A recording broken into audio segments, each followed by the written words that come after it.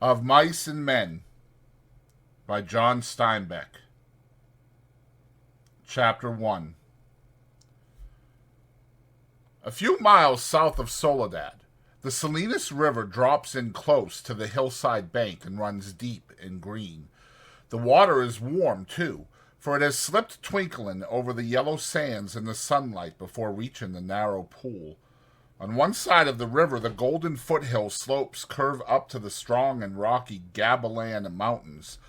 But on the valley side, the water is lined with trees, willows, fresh and green with every spring, carrying in their lower leaf junctures the debris of the winter's flooding, and sycamores with mottled, white, recumbent limbs and branches that arch over the pool.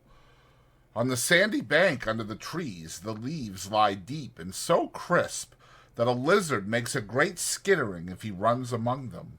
Rabbits come out of the brush to sit on the sand in the evening, and the damp flats are covered with the night tracks of coons, and with the spread pads of dogs from the ranches, and with the split-wedge tracks of deer that come to drink in the dark.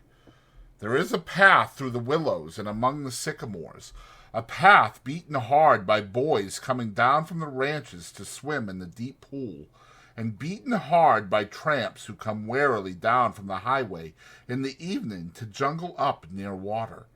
In front of the low horizontal limb of a giant sycamore, there is an ash pile made by many fires. The limb is worn smooth by men who have sat on it. Evening of a hot day started the little wind to moving among the leaves. The shade climbed up the hills toward the top. On the sandbanks the rabbits sat as quietly as little gray sculptured stones. And then, from the direction of the state highway came the sound of footsteps on crisp sycamore leaves. The rabbits hurried noiselessly for cover. A stilted heron labored up into the air and pounded downriver. For a moment the place was lifeless, and then 2 men emerged from the path and came into the opening by the green pool. They had walked in single file down the path, and even in the open, one stayed behind the other. Both were dressed in denim trousers and in denim coats with brass buttons. Both wore black, shapeless hats, and both carried tight blanket rolls slung over their shoulders. The first man was small and quick, dark of face, with restless eyes and sharp, strong features. Every part of him was defined: small, strong hands, slender arms, a thin and bony nose. Behind him walked his opposite, a huge man, shapeless of face, with large, pale eyes, with wide, sloping shoulders.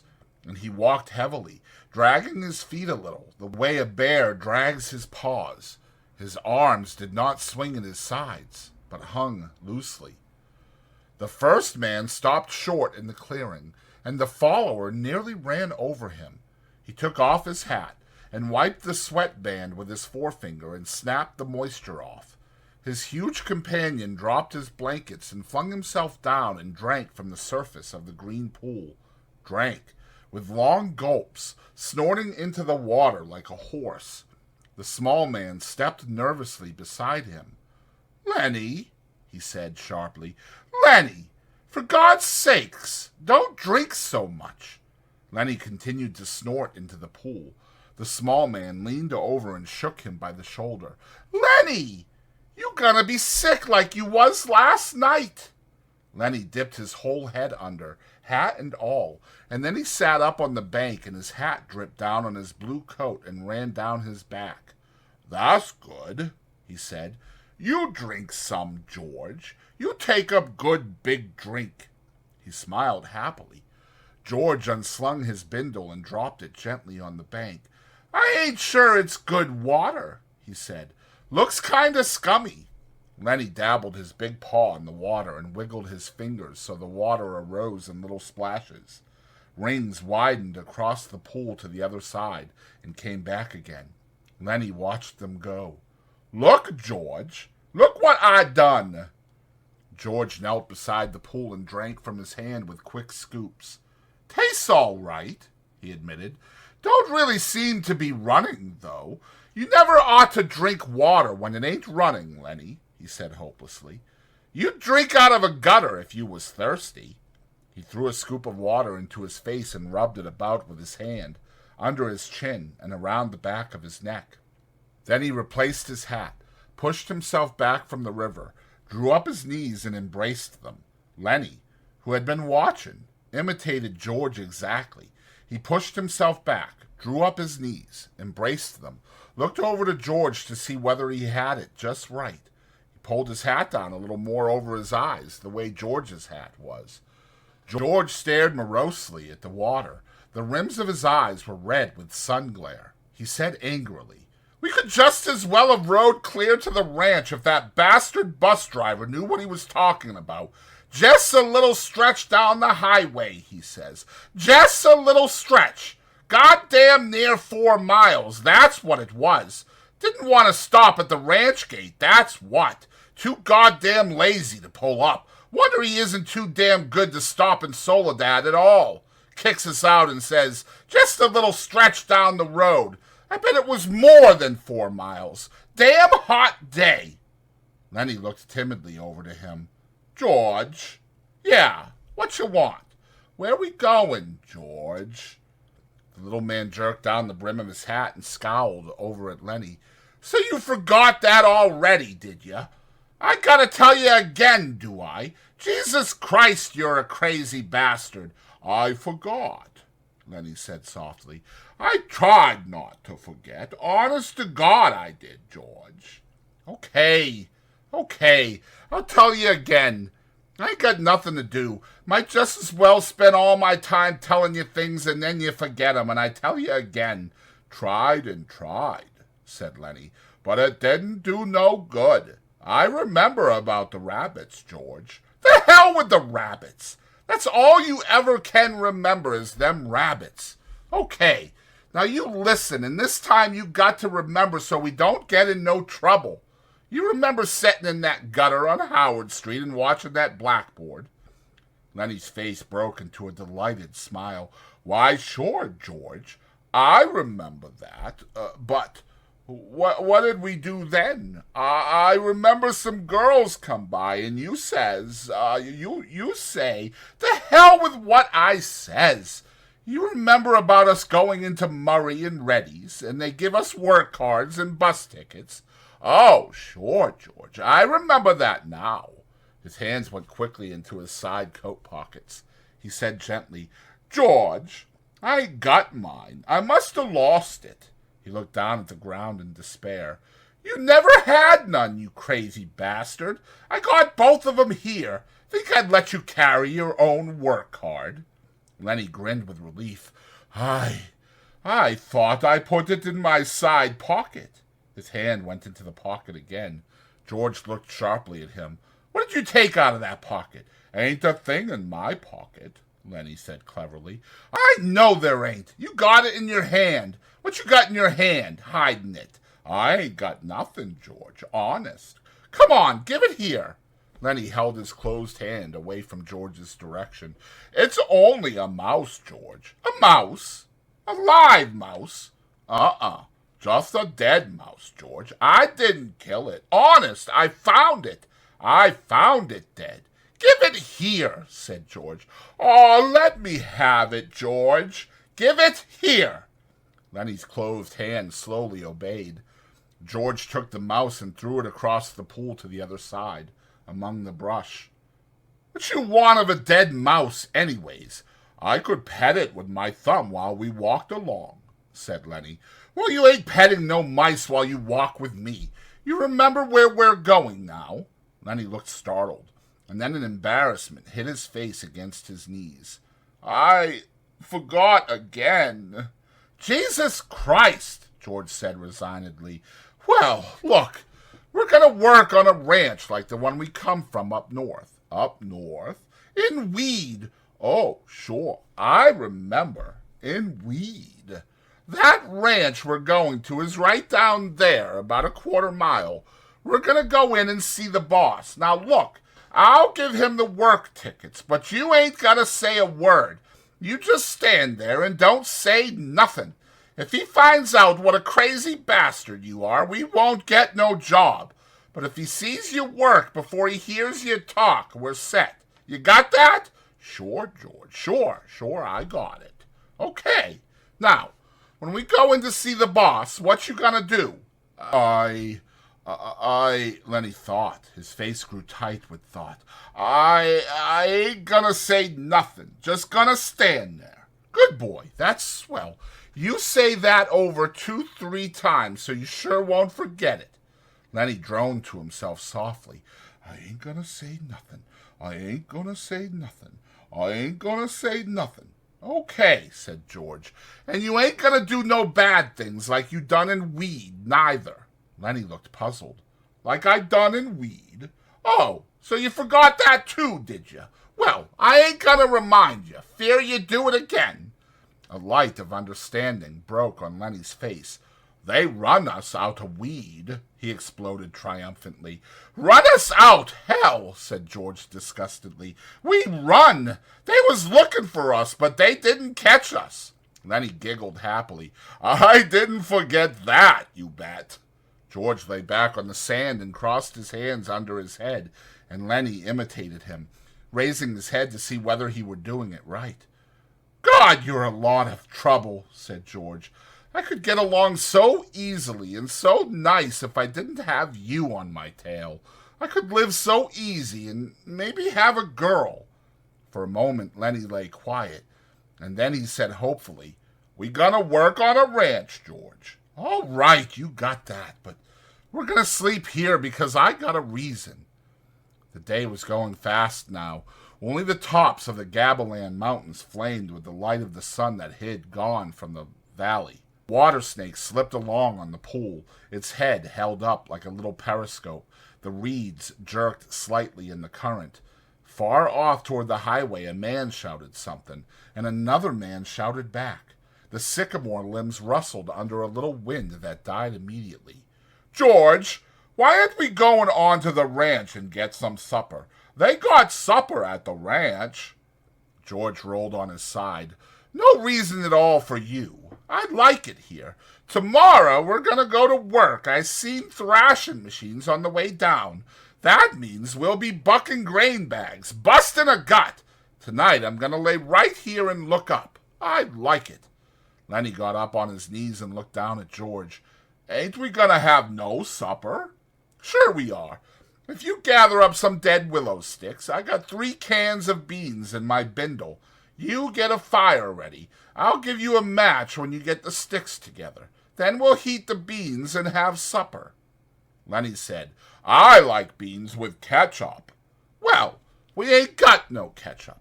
You go get wood, and don't you fool around. It'll be dark before long. Lenny lumbered to his feet and disappeared in the brush. George lay where he was and whistled softly to himself. There were sounds of splashings down the river in the direction Lenny had taken. George stopped whistling and listened. Poor bastard, he said softly, and then went on whistling again. In a moment, Lenny came crashing back through the brush. He carried one small willow stick in his hand. George sat up. All right, he said brusquely. Give me that mouse. But Lenny made an elaborate pantomime of innocence. What mouse, George? I ain't got no mouse. George held out his hand. Come on, give it to me. You ain't putting nothing over. Lenny hesitated, backed away, looked wildly at the brush line as though he contemplated running for his freedom. George said coldly, You gonna give me that mouse, or do I have to sock you? Give you what, George? You know goddamn well what. I want that mouse. Lenny reluctantly reached into his pocket. His voice broke a little. I don't know why I can't keep it. It ain't nobody's mouse. I didn't steal it. I found it lying right beside the road. George's hand remained outstretched imperiously. Slowly, like a terrier who doesn't want to bring a ball to its master, Lenny approached, drew back, approached again. George snapped his fingers sharply, and at the sound Lenny laid the mouse in his hand. I wasn't doing nothing bad with it, George, just stroking it. George stood up and threw the mouse as far as he could into the darkening brush, and then he stepped to the pool and washed his hands. "You crazy fool! Don't you think I could see your feet was wet where you went across the river to get it?" He heard Lenny's whimpering cry and wheeled about. "Blubbering like a baby! Jesus Christ, a big guy like you!" Lenny's lip quivered and tears started in his eyes. "Aw, Lenny!" George put his hand on Lenny's shoulder. "I ain't taking it away just for meanness. That mouse ain't fresh, Lenny. And besides, you've broke it petting it. You get another mouse that's fresh, and I'll let you keep it a little while." Lenny sat down on the ground and hung his head dejectedly. "I don't know where there is no other mouse. I remember a lady used to give 'em to me, ever one she got, but that lady ain't here." George scoffed. "Lady, huh? Don't even remember who that lady was. That was your own Aunt Clara, and she stopped giving 'em to you. You always killed 'em." Lenny looked sadly up at him. "They was so little," he said apologetically. "I pet 'em, and pretty soon they bit my fingers, and I pinched their heads a little, and then they was dead, because they was so little. I wished we'd get the rabbits pretty soon, George. They ain't so little." "The hell with the rabbits. And you ain't to be trusted with no live mice. Your Aunt Clara give you a rubber mouse, and you wouldn't have nothing to do with it." "It wasn't no good to pet," said Lenny. The flame of the sunset lifted from the mountain tops, and dusk came into the valley, and a half-darkness came in among the willows and the sycamores. A big carp rose to the surface of the pool, gulped air, and then sank mysteriously into the dark water again, leaving widening rings on the water. Overhead, the leaves whisked again, and little puffs of willow cotton blew down and landed on the pool's surface. "You gonna get that wood?" George demanded. "There's plenty right up against the back of that sycamore. Floodwater wood. Now you get it." Lenny went behind the tree and brought out a litter of dried leaves and twigs. He threw them in a heap on the old ash pile and went back for more and more. It was almost night now. A dove's wings whistled over the water. George walked to the fire pile and lighted the dry leaves. The flame cracked up among the twigs and fell to work. George undid his bindle and brought out 3 cans of beans. He stood them about the fire, close in against the blaze, but not quite touching the flame. "There's enough beans for 4 men, George said. Lenny watched him from over the fire. He said patiently, "I like 'em with ketchup." "Well, we ain't got any," George exploded. "Whatever we ain't got, that's what you want. God Almighty, if I was alone, I could live so easy. I could go get a job and work and no trouble. No mess all, and when the end of the month come, I could take my $50 and go into town and get whatever I want. Why, I could stay in a cat house night. I could eat any place I want, hotel or in a place, and order any damn thing I could think of. And I could do all that every damn month. Get a gallon of whiskey or sit in a pool room and play cards or shoot pool." Lenny knelt and looked over the fire at the angry George, and Lenny's face was drawn with terror. "And what I got?" George went on furiously. "I got you. You can't keep a job, and you lose me every job I get. Just keep shoving all over the country all the time, and that ain't the worst. You get in trouble. You do bad things, and I got 'em get you out." His voice rose nearly to a shout. "You crazy son of a bitch! You keep me in hot water all the time." He took on the elaborate manner of little girls when they are mimicking one another. "Just wanted to feel that girl's dress. Just wanted to pet it like it was a mouse." "Well, how the hell did she know you just wanted to feel her dress? She jerks back and you hold on like it was a mouse. She yells and we got to hide in an irrigation ditch all day with guys looking for us. And we got to sneak out in the dark and get out of the country. All the time, something like that. All the time. I wished I could put you in a cage with about 1,000,000 mice and let you have fun." His anger left him suddenly. He looked across the fire at Lenny's anguished face, and then he looked ashamedly at the flames. It was quite dark now. but the fire lighted the trunks of the trees and the curving branches overhead.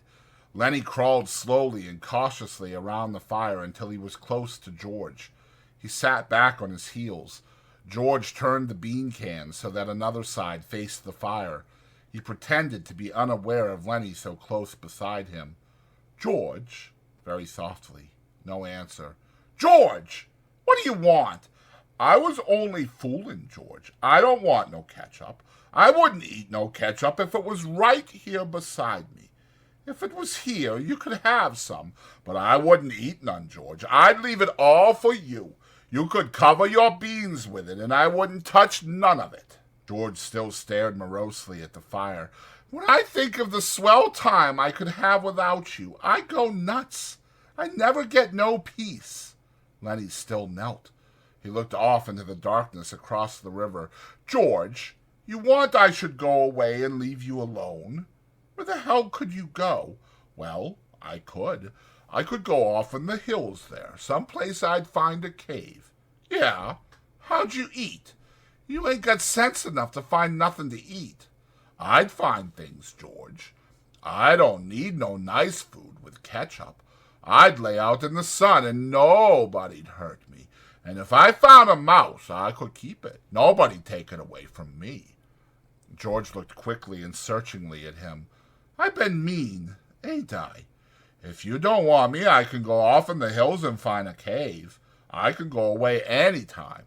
No, look, I was just fooling, Lenny, 'cause I want you to stay with me. Trouble with mice is you always kill 'em." He paused. "Tell you what I'll do, Lenny. First chance I get, I'll give you a pup. Maybe you wouldn't kill it. That'd be better than mice, and you could pet it harder." Lenny avoided the bait. He had sensed his advantage. "If you don't want me, you only just got to say so, and I'll go off in those hills right there, right up in those hills, and live by myself, and I won't get no mice stole from me." George said, "I want you to stay with me, Lenny. Jesus Christ, somebody'd shoot you for a coyote if you was by yourself. No, you stay with me. Your Aunt Clara wouldn't like you running off by yourself, even if she is dead." Lenny spoke craftily. "Tell me, like you done before." "Tell you what?" "About the rabbits." George snapped. "You ain't gonna put nothing over on me." Lenny pleads. "Come on, George. Tell me. Please, George. Like you done before. You get a kick out of that, don't you?" "All right. I'll tell you. And then we'll eat our supper." George's voice became deeper. He repeated his words rhythmically as though he had said them many times before. "Guys like us that work on ranches are the loneliest guys in the world. They got no family.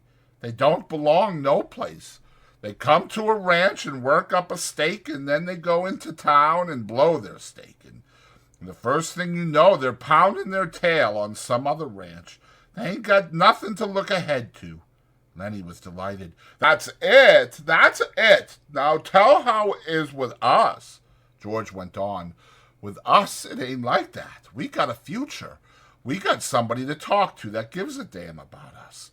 We don't have to sit in no barroom blowing our jack just because we got no place else to go.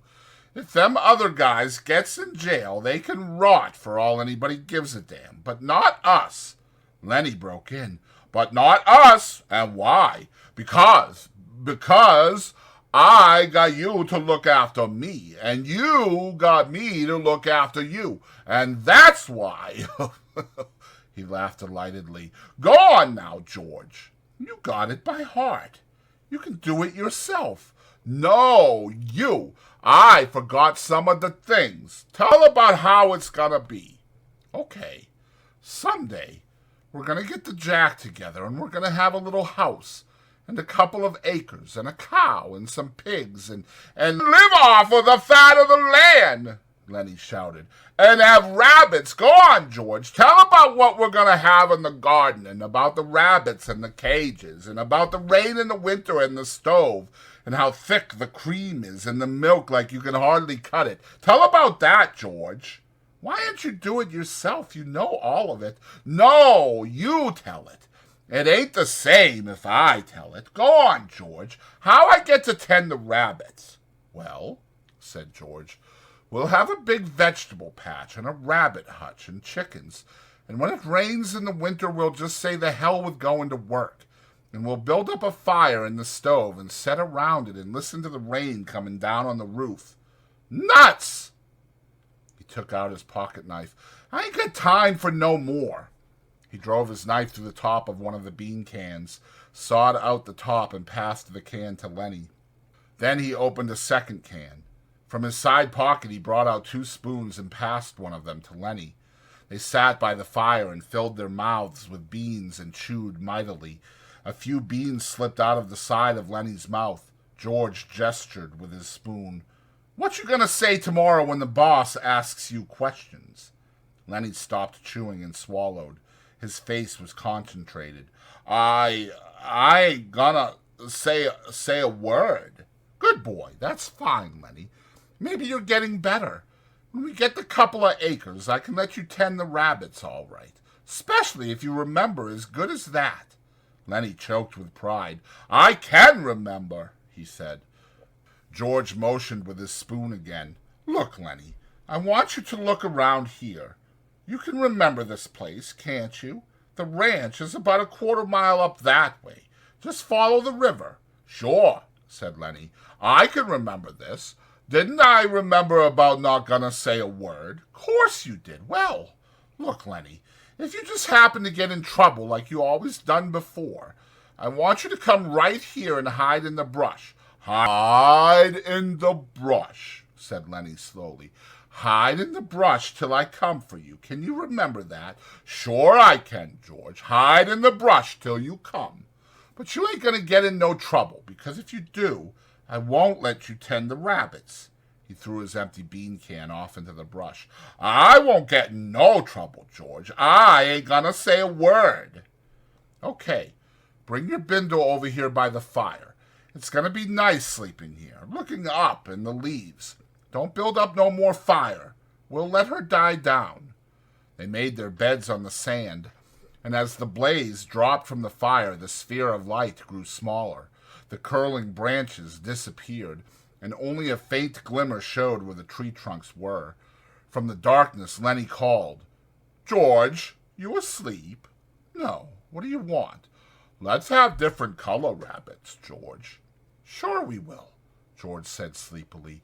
Red and blue and green rabbits, Lenny. Millions of them. Furry ones, George, like I seen in the fair in Sacramento. Sure, furry ones. 'Cause I can just as well go away, George, and live in a cave. You can just as well go to hell, said George. Shut up now. The red light dimmed on the coals.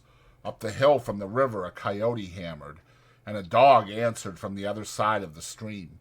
The sycamore leaves whispered in a little night breeze. Chapter 2. The bunkhouse was a long, rectangular building. Inside, the walls were whitewashed and the floor unpainted. In 3 walls, there were small, square windows, and in the 4th, a solid door with a wooden latch. Against the walls were 8 bunks, 5 of them made up with blankets, and the other 3 showing their burlap ticking. Over each bunk there was nailed an apple box with the opening forward so that it made 2 shelves for the personal belongings of the occupant of the bunk. And these shelves were loaded with little articles, soap and talcum powder, razors, and those Western magazines ranchmen love to read and scoff at and secretly believe. And there were medicines on the shelves, and little vials, combs, and from nails on the box sides, a few neckties. Near one wall there was a black cast-iron stove, its stovepipe going straight up through the ceiling. In the middle of the room stood a big square table littered with playing cards, and around it were grouped boxes for the players to sit on. At about 10 o'clock in the morning, the sun threw a bright dust-laden bar through one of the side windows, and in and out of the beam flies shot like Russian stars. The wooden latch raised, the door opened, and a tall, stoop-shouldered old man came in. He was dressed in blue jeans, and he carried a big push broom in his left hand. Behind him came George, and behind George, Lenny. "The boss wasn't expecting you last night," the old man said. "He was sore as hell when you wasn't here to go out this morning." He pointed with right arm, and out of the sleeve came a round stick-like wrist, but no hand. "You can have them 2 beds there," he said, indicating 2 bunks near the stove. George stepped over and threw his blankets due on the burlap sack of straw that was a mattress. He looked into his box shelf and then picked a small yellow can from it. "Say, what the hell's this?" "I don't know," said the old man. "Says positively kills lice, roaches, and other scourges. What the hell kind of bed you giving us anyways? We don't want no pants rabbits." The old swamper shifted his broom and held it between his elbow and his side while he held out his hand for the can. He studied the label carefully. "Tell you what," he said finally. "Last guy that had this bed was a blacksmith. Hell of a nice fella and clean a guy as you want to meet. Used to wash his hands even after he ate." "And how come he got graybacks?" George working up a slow anger. Lenny put his bindle on the neighboring bunk and sat down. He watched George with open mouth. "Tell you what," said the old swamper. "This here blacksmith, name of Whitey, was the kind of guy that would put that stuff around even if there wasn't no bugs. Just to make sure, see? Tell you what he used to do. At meals, he'd peel his boiled potatoes and he'd take out every little spot, no matter what kind, before he'd eat it. And if there was a red splotch on an egg, he'd scrape it off. Finally quit about the food. That's the kind of guy he was. Clean. Used to dress up Sundays even when he wasn't going no place. Put on a necktie even, and then set in the bunkhouse." "I ain't so sure," said George skeptically. "What did you say he quit for?" The old man put the yellow can in his pocket, and he rubbed his bristly white whiskers with his knuckles. "Why, he just quit, the way a guy will. Says it was the food. Just wanted to move. Didn't give no other reason but the food. Just says, 'Give me my time' one night, the way any guy would." George lifted his tick and looked underneath it. He leaned over and inspected the sacking closely. Immediately, Lenny got up and did the same with his bed. Finally, George seemed satisfied. He unrolled his bindle and put things on the shelf, his razor and bar of soap, his comb and bottle of pills, his liniment and leather wristband. Then he made up his bed neatly with blankets. The old man said, "I guess the boss'll be out here in a minute. He was sure burned when you wasn't here this morning. Come right in when we was eating breakfast and says, 'Where the hell's them new men?' And he'd give the stable buck hell, too." George patted a wrinkle out of his bed and sat down. "Give the stable buck hell?" he asked. "Sure. You see, the stable buck's a Negro." "Negro, huh? Yeah, nice fella, too. Got a crooked back where a horse kicked him. The boss gives him hell when he's mad. But the stable buck don't give a damn about that. He reads a lot. Got books in his room." "What kind of guy is the boss?" George asked. "Well, he's a pretty nice fella. Gets pretty mad sometimes, but he's pretty nice. Tell you what, know what he done Christmas? Bring a gallon of whiskey right in here and say, 'Drink hearty, boys. Christmas comes but once a year.' The hell he did. Whole gallon? Yes, sir. Jesus, we had fun. They let the Negro come in that night. Little Skinner name of Smithy took after the Negro. Done pretty good, too. The guys wouldn't let him use his feet, so the Negro got him. If he could have used his feet, Smitty says he would have killed the Negro. The guys said on account of the Negro's got a crooked back. Smitty can't use his feet." He paused in relish of the memory. "After that, the guys went into Soledad and raised hell. Didn't go in there. I ain't got the poop no more." Lenny was just finishing making his bed. The wooden latch raised again, and the door opened. A little stocky man stood in the open doorway. He wore blue jean trousers, a flannel shirt, a black unbuttoned vest, and a black coat. His thumbs were stuck in his belt, on each side of a square steel buckle. On his head was a soiled brown Stetson hat, and he wore high-heeled boots and spurs to prove he was not a laboring man. The old swamper looked quickly at him, and then shuffled to the door, rubbing his whiskers with his knuckles as he went. "Them guys just come," he said, and shuffled past the boss and out the door. The boss stepped into the room with the short, quick steps of a fat-legged man.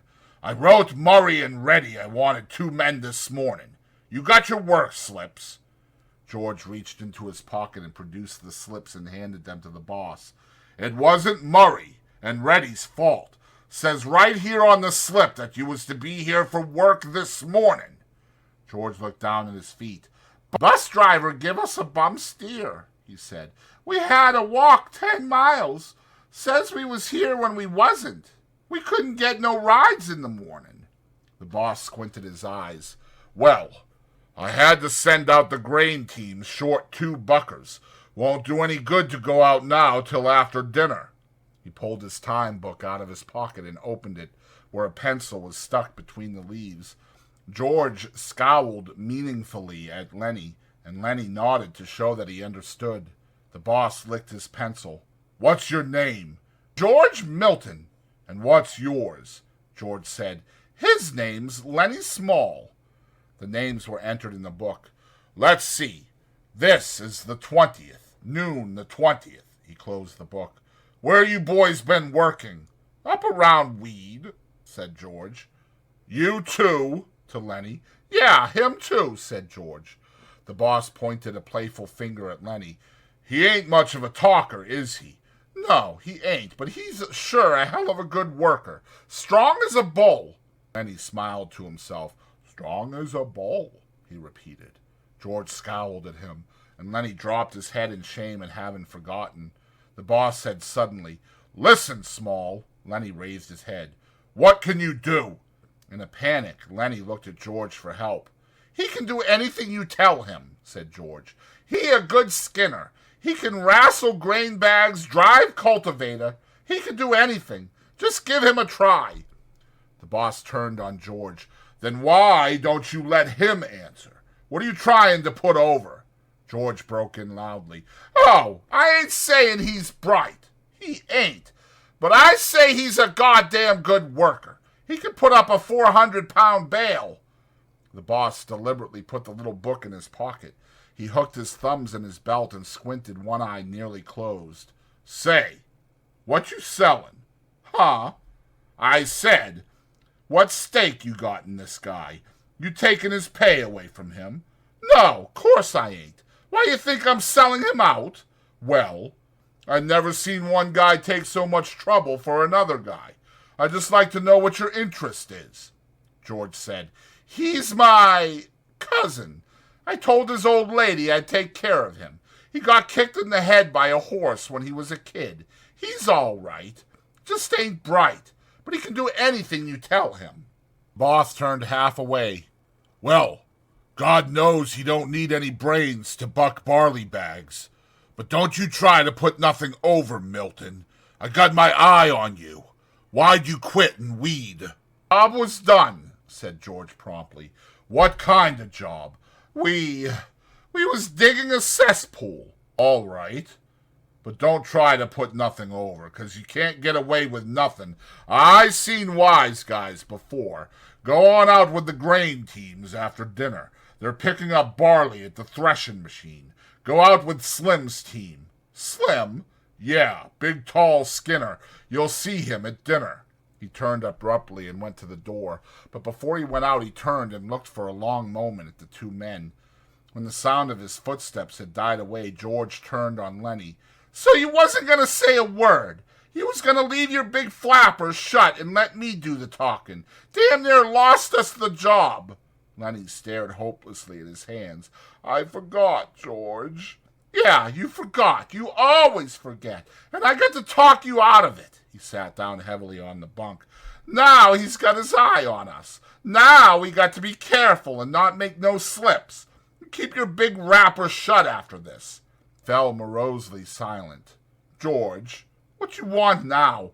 I wasn't kicked in the head with no horse, was I, George?" "Be a damn good thing if you was," George said viciously. "Save everybody a hell of a lot of trouble. You said I was your cousin, George."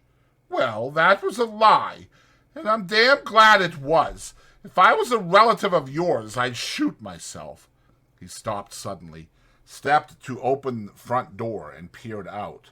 "Say, what the hell you doing littening?" The old man came slowly into the room. He had his broom in his hand, and at his heels there walked a drag-footed sheepdog, gray of muzzle, and with pale, blind eyes. The dog struggled lamely to the side of the room and lay down, grunting softly to himself and licking his grizzled, moth-eaten coat. The swamper watched him until he was settled. "I wasn't listening.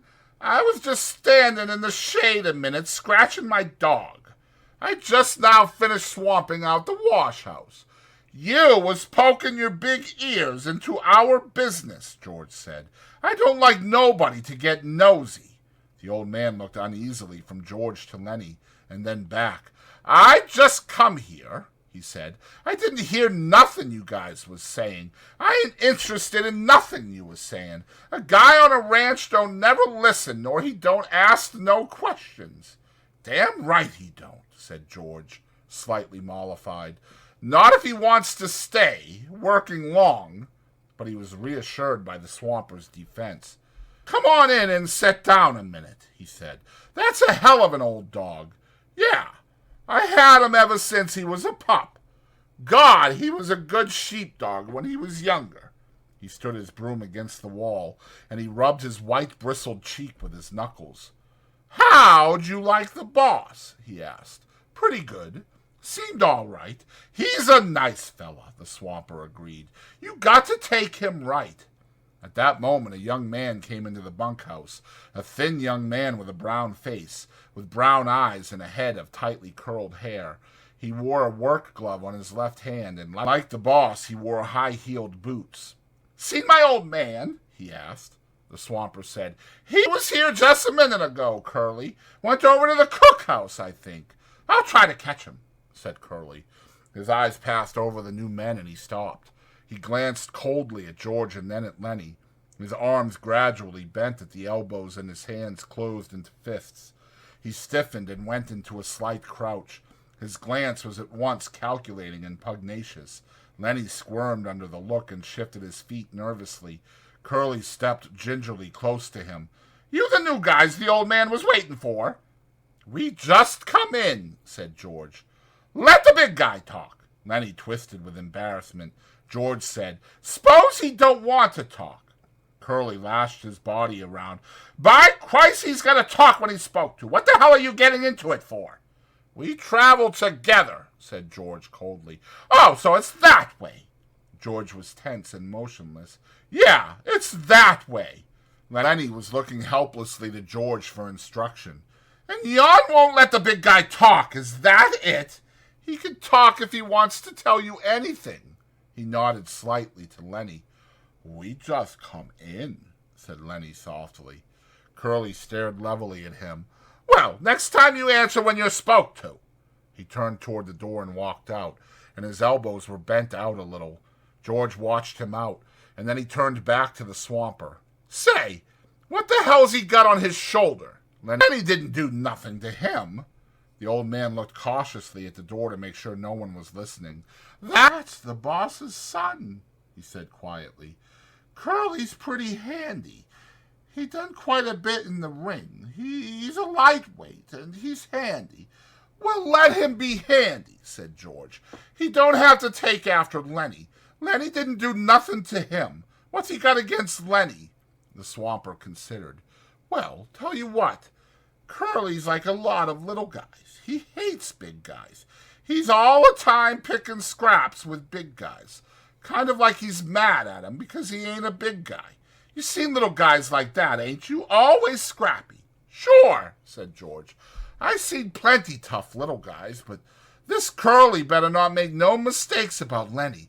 Lenny ain't handy, but this Curly punk is going to get hurt if he messes around with Lenny. Well, Curly's pretty handy, the swamper said skeptically. Never did seem right to me. S'pose Curly jumps a big guy and licks him. Everybody says what a game guy Curly is. And s'pose he does the same thing and gets licked. Then everybody says the big guy ought to pick somebody his own size. And maybe they gang up on the big guy. Never did seem right to me. Seems like Curly ain't giving nobody a chance.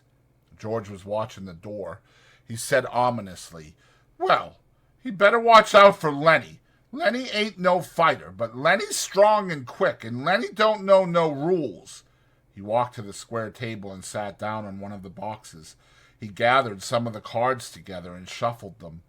The old man sat down on another box. Don't tell Curly I said none of this. He'd slew me. He just don't give a damn. Won't ever get canned 'cause his old man's the boss. George cut the cards and began turning them over, looking at each one and throwing it down in a pile. He said, This guy Curly sounds like a son of a bitch to me. I don't like mean little guys. Seems to me like he's worse lately, said the swamper. He got married a couple of weeks ago. Wife lives over in the boss's house. Seems like Curly is cockier than ever since he got married. George grunted. Maybe he's showing off for his wife. The swamper warmed to his gossip. You seen that glove on his left hand? Yeah, I seen it. Well, that glove's full of Vaseline. Vaseline? What the hell for? Well, I tell you what, Curly says he's keeping that hand soft for his wife. George studied the cards absorbedly. That's a dirty thing to tell around, he said. The old man was reassured. He had drawn a derogatory statement from George. He felt safe now, and he spoke more confidently. Whether you see Curly's wife? George cut the cards again and put out a solitaire lay, slowly and deliberately. Purty? He asked casually. Yeah, purty, but... George studied his cards. But what? Well, she got the eye. Yeah, married 2 weeks and got the eye. Maybe that's why Curly's pants is full of ants. I seen her give Slim the eye. Slim's a jerk-line skinner. Hell of a nice fella. Slim don't need to wear no high-heeled boots on a grain team. I seen her give Slim the eye.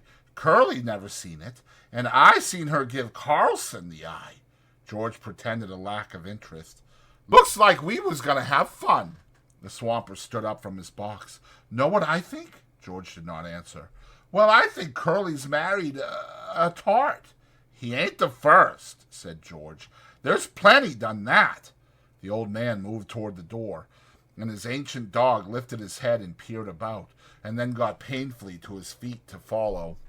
I gotta be setting out the wash basins for you guys. The teams'll be in before long. You guys gonna buck barley? Yeah? You won't tell Curly nothing I said? Hell no. Well, you look her over, mister. You see if she ain't a tart. He stepped out the door into the brilliant sunshine. George laid down his cards thoughtfully, turned his piles of 3. He built 4 clubs on his ace pile. The sun square was on the floor now, and the flies whipped through it like sparks. A sound of jingling harness and the croak of heavy-laden axles sounded from outside. From the distance came a clear call. Stable Buck! Oh, Stable Buck! And then, where the hell is that goddamn Negro? George stared at his solitaire lay, and then he flounced the cards together and turned around to Lenny.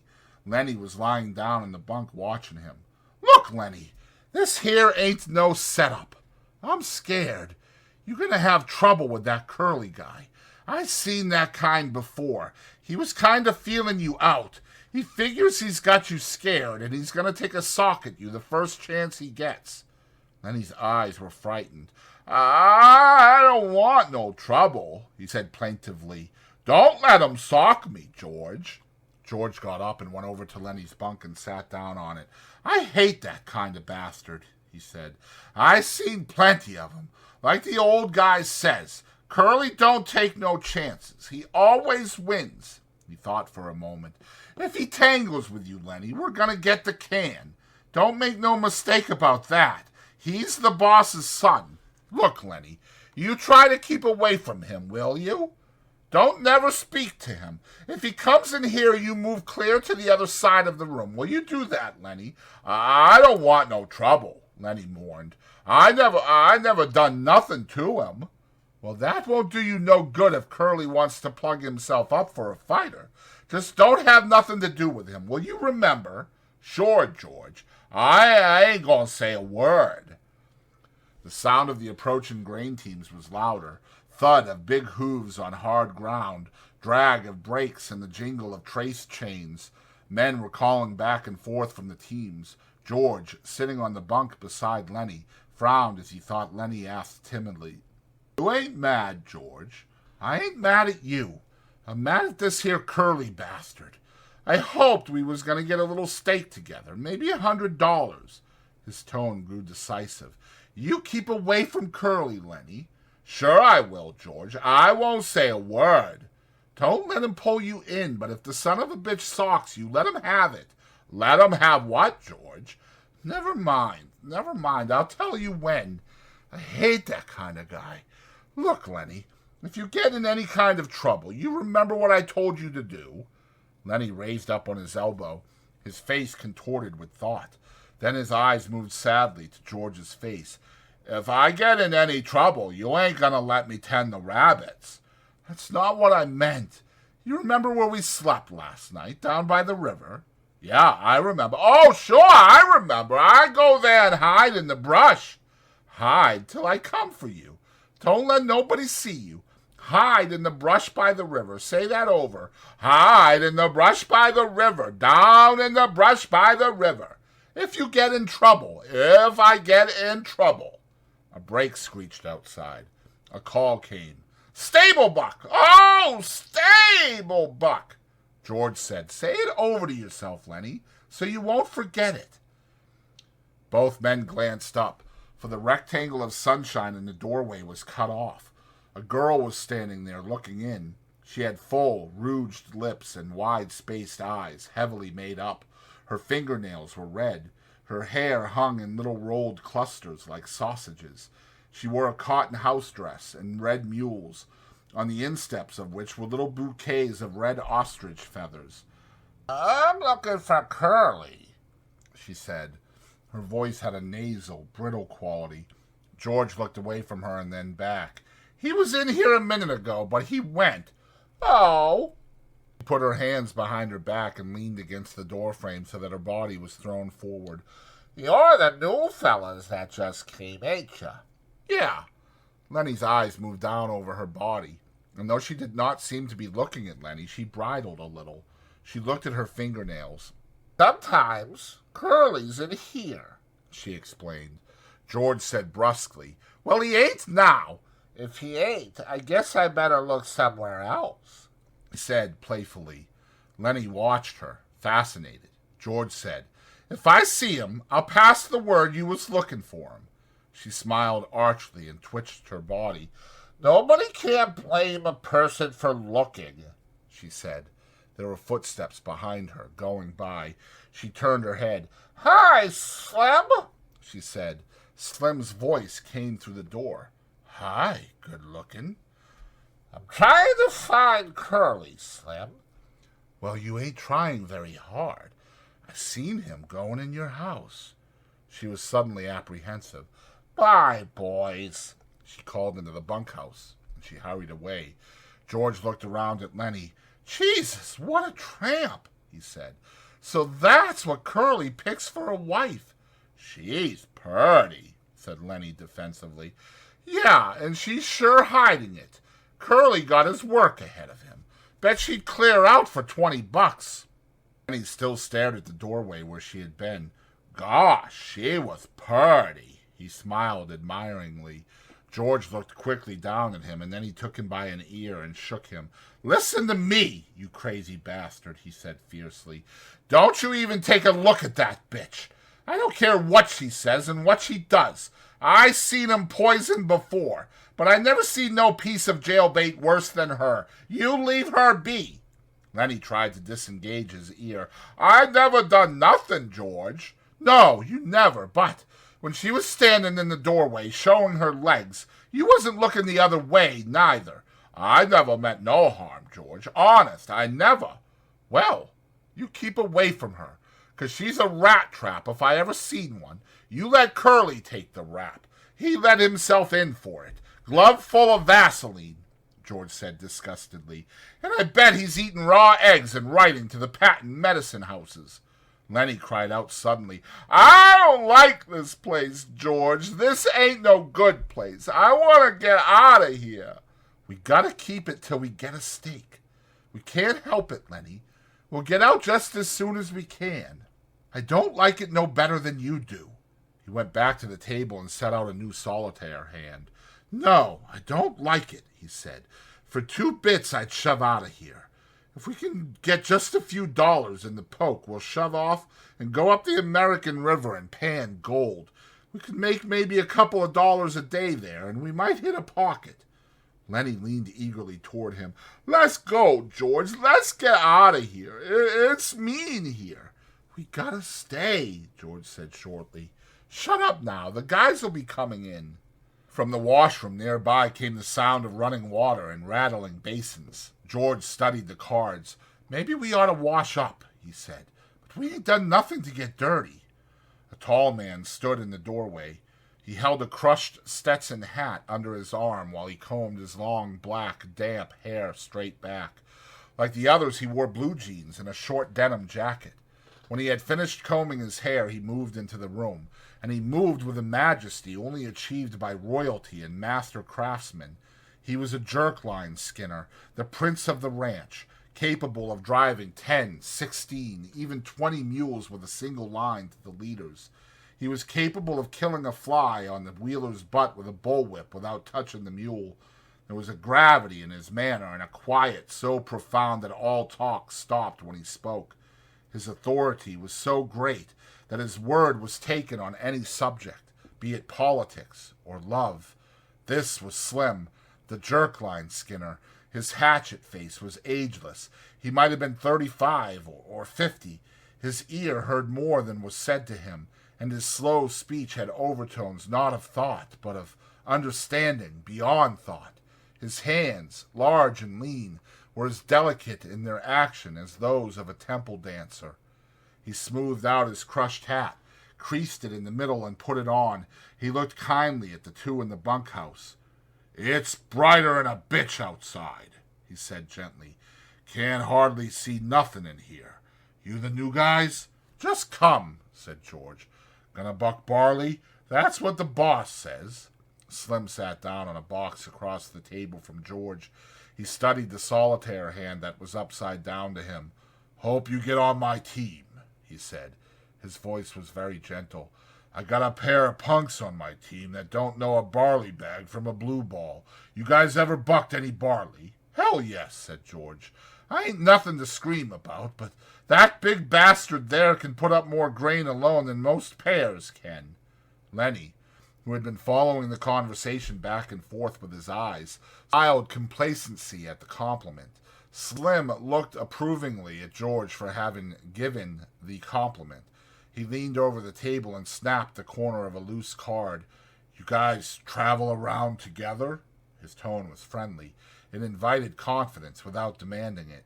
"Sure," said George. "We kind of look after each other." He indicated Lenny with his thumb. "He ain't bright. Hell of a good worker, though. Hell of a nice fella, but he ain't bright. I've knew him for a long time." Slim looked through George and beyond him. "Ain't many guys travel around together," he mused. "I don't know why. Maybe everybody in the whole damn world is scared of each other. It's a lot nicer to go around with a guy, you know?" said George. A powerful, big-stomached man came into the bunkhouse. His head still dripped water from the scrubbing and dousing. "Hi, Slim," he said, and then stopped and stared at George and Lenny.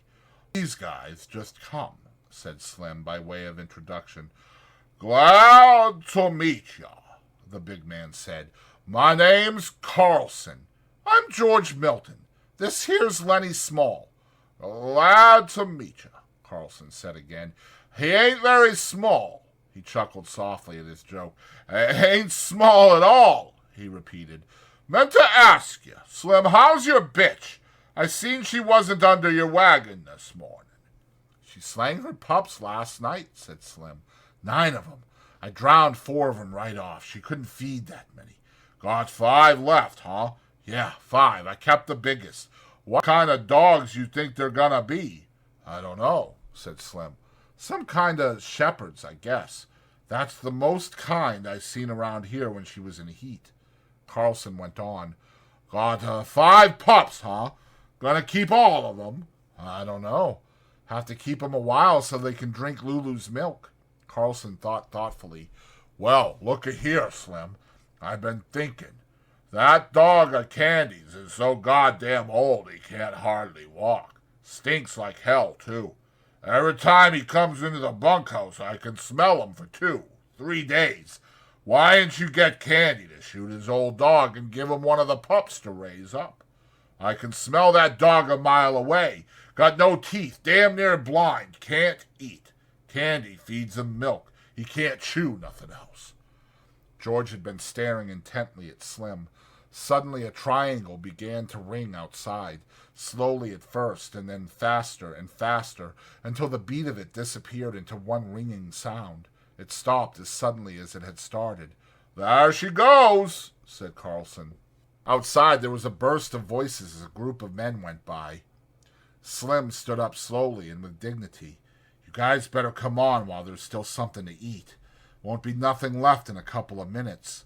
Carlson stepped back to let Slim precede him, and then the 2 of them went out the door.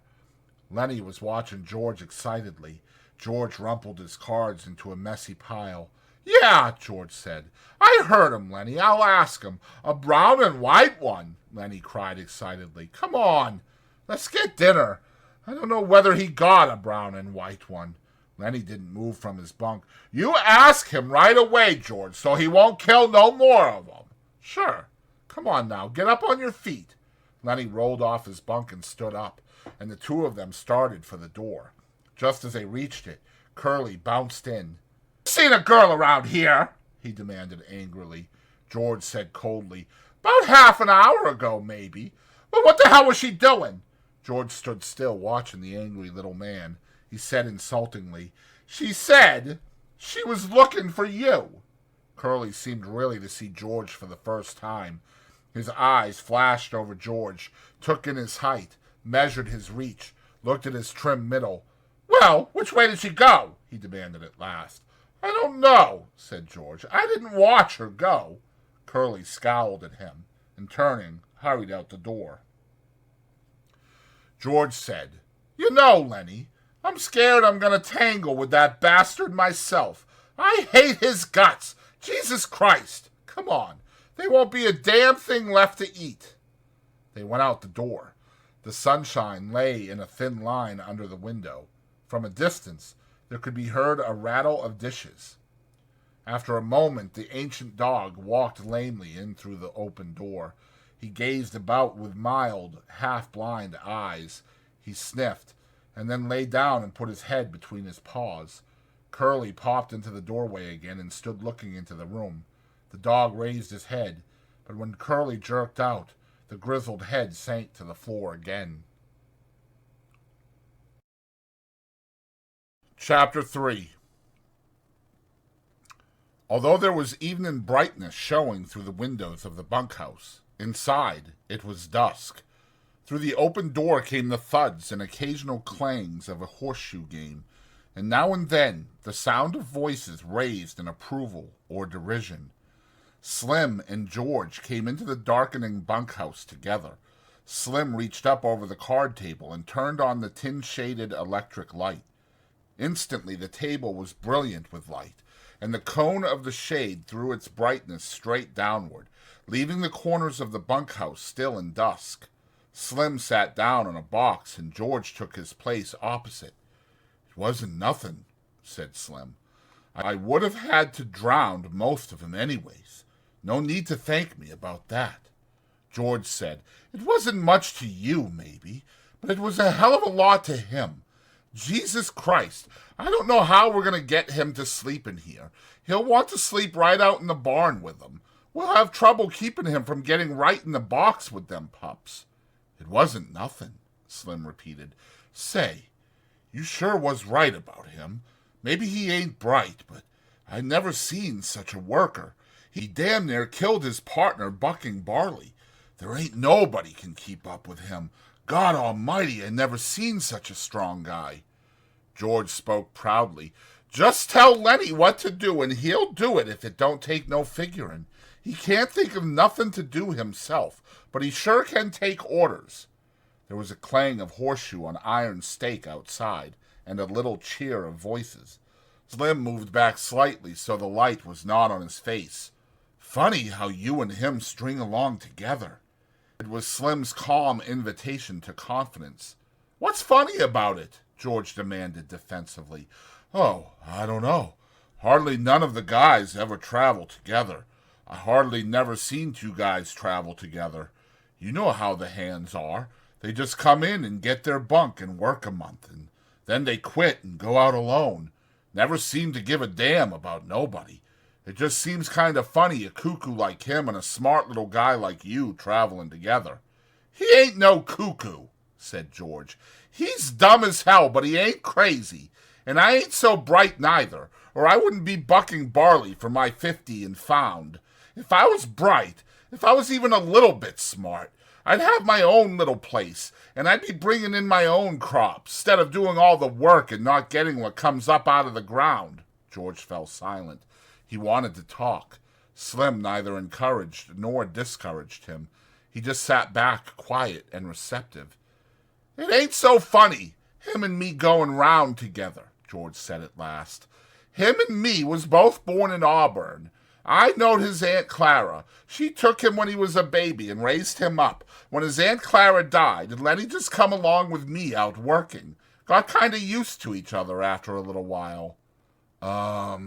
Said Slim. George looked over at Slim and saw the calm, godlike eyes fastened on him. "Funny," said George.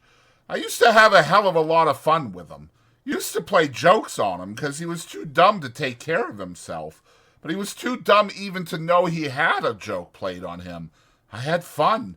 Made me seem goddamn smart alongside of him. Why, he'd do any damn thing I told it. If I told him to walk over a cliff, over he'd go. That wasn't so damn much fun after a while. He never got mad about it, neither.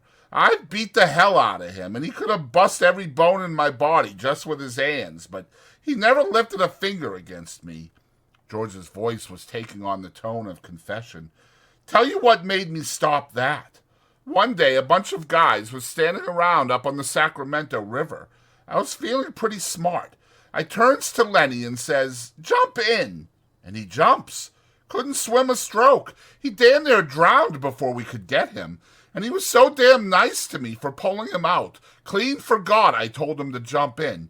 Well, I ain't done nothing like that no more." "He's a nice fella," said Slim. "Guy don't need no sense to be a nice fella. Seems to me sometimes it just works the other way around. Take a real smart guy, and he ain't hardly ever a nice fella." George stacked the scattered cards and began to lay out his solitaire hand. The shoes thudded on the ground outside. At the windows, the light of the evening still made the window squares bright. "I ain't got no people," George said. "I seen the guys that go around on the ranches alone. That ain't no good. They don't have no fun. After a long time, they get mean. They get wanting to fight all the time." "Yeah, they get mean," Slim agreed. "They get so they don't want to talk to nobody. Course, Lenny's a goddamn nuisance most of the time," said George. "But you get used to going around with a guy, and you can't get rid of him." "He ain't mean," said Slim. "I can see Lenny ain't a bit mean. Course he ain't mean. But he gets in trouble all the time because he's so goddamn dumb. Like what happened in Weed." He stopped in the middle of turning over a card. He looked alarmed and peered over at Slim. "You wouldn't tell nobody?" "What did he do in Weed?" Slim asked calmly. "You wouldn't tell?" "No, course you wouldn't." "What did he do in Weed?" Slim asked again. "Well, He's seen this girl in a red dress. Dumb bastard like he is, he wants to touch everything he likes. Just wants to feel it. So he reaches out to feel this red dress, and the girl lets out a squawk. And that gets Lenny all mixed up, and he holds on because that's the only thing he can think to do. Well, this girl squawks and squawks. I was just a little bit off, and I heard all the yelling. So I comes running, and by that time, Lenny's so scared all he can think to do is just hold on. I socked him over the head with a fence picket to make him let go. He was so scared he couldn't let go of that dress. And he's so goddamn strong, you know? Slim's eyes were level and unwinking. He nodded very slowly. So what happens? George carefully built his line of solitaire cards. Well, that girl rabbits in and tells the law she'd been raped. The guys in weeds start a party out to lynch Lenny, so we sit in an irrigation ditch underwater all the rest of that day. Got only our heads sticking out of water and up under the grass that sticks out from the side of the ditch, and that night we scrammed out of there. Slim sat in silence for a moment. Didn't hurt the girl none, huh? He asked finally. Hell no. He just scared her. I'd be scared too if he grabbed me. But he never hurt her. He just wanted to touch that red dress, like he wants to pet them pups all the time. He ain't mean, said Slim. I can tell a mean guy a mile off. Course he ain't, and he'll do any damn thing Lenny came in through the door. He wore his blue denim coat over his shoulders like a cape, and he walked hunched over. Hi, Lenny, said George. How you like the pup now? Lenny said breathlessly, He's brown and white, just like I wanted. He went directly to his bunk and lay down and turned his face to the wall and drew up his knees. George put down his cards very deliberately. Lenny, he said sharply. Lenny twisted his neck and looked over his shoulder. Huh? What you want, George? I told you you couldn't bring that pup in here. What pup, George? I ain't got no pup. George went quickly to him, grabbed him by the shoulder and rolled him over. He reached down and picked the tiny puppy from where Lenny had been concealing it against his stomach. Lenny sat up quickly. Give him to me, George. George said, You get right up and take this pup back to the nest. He's got to sleep with his mother. You want to kill him? Just born last night and you take him out of the nest. You take him back or I'll tell Slim not to let you have him. Lenny held out his hands pleadingly. Give 'em to me, George. I'll take 'em back. I didn't mean no harm, George. Honest, I didn't. I just wanted to pet 'em a little. George handed the pup to him. All right. You get him back there quick. And don't you take him out no more. You'll kill him. The first thing you know. Lenny fairly scuttled out of the room. Slim had not moved. His calm eyes followed Lenny out the door. Jesus, he said. He's just a kid, ain't he? Sure, he's just like a kid. There ain't no more harm in him than a kid neither, except he's so strong. I bet he won't come in here to sleep tonight. He'd sleep right alongside that box in the barn. Well, let him. He ain't doing no harm out there. It was almost dark outside now. Old Candy, the swamper, came in and went to his bunk, and behind him struggled his old dog. Hello, Slim. Hello, George. Didn't neither of you play horseshoes? I don't like to play every night, said Slim. Andy went on. Either you guys got a slug of whiskey. I got a gut ache. I ain't, said Slim. I'd drink it myself if I had, and I ain't got a gut ache neither. Got a bad gut ache, said Candy. Them goddamn turnips give it to me. I knowed they was going to before I ever eat 'em. The thick-bodied Carlson came in out of the darkening yard. He walked to the other end of the bunkhouse and turned on the second shaded light. Darker in hell in here, he said. Jesus, how that Negro can pitch shoes. He's plenty good, said Slim. Damn right he is, said Carlson. He don't give nobody else a chance to win. He stopped and sniffed the air, and still sniffing, looked down at the old dog. God almighty, that dog stinks. Get him out of here, Candy. I don't know nothing that stinks as bad as an old dog. You gotta get him out. Candy rolled to the edge of his bunk. He reached over and patted the ancient dog, and he apologized. I've been around him so much I never noticed how he stinks. Well, I can't stand him in here, said Carlson. That stink hangs around even after he's gone. He walked over with his heavy-legged stride and looked down at the dog. Got no teeth, he said.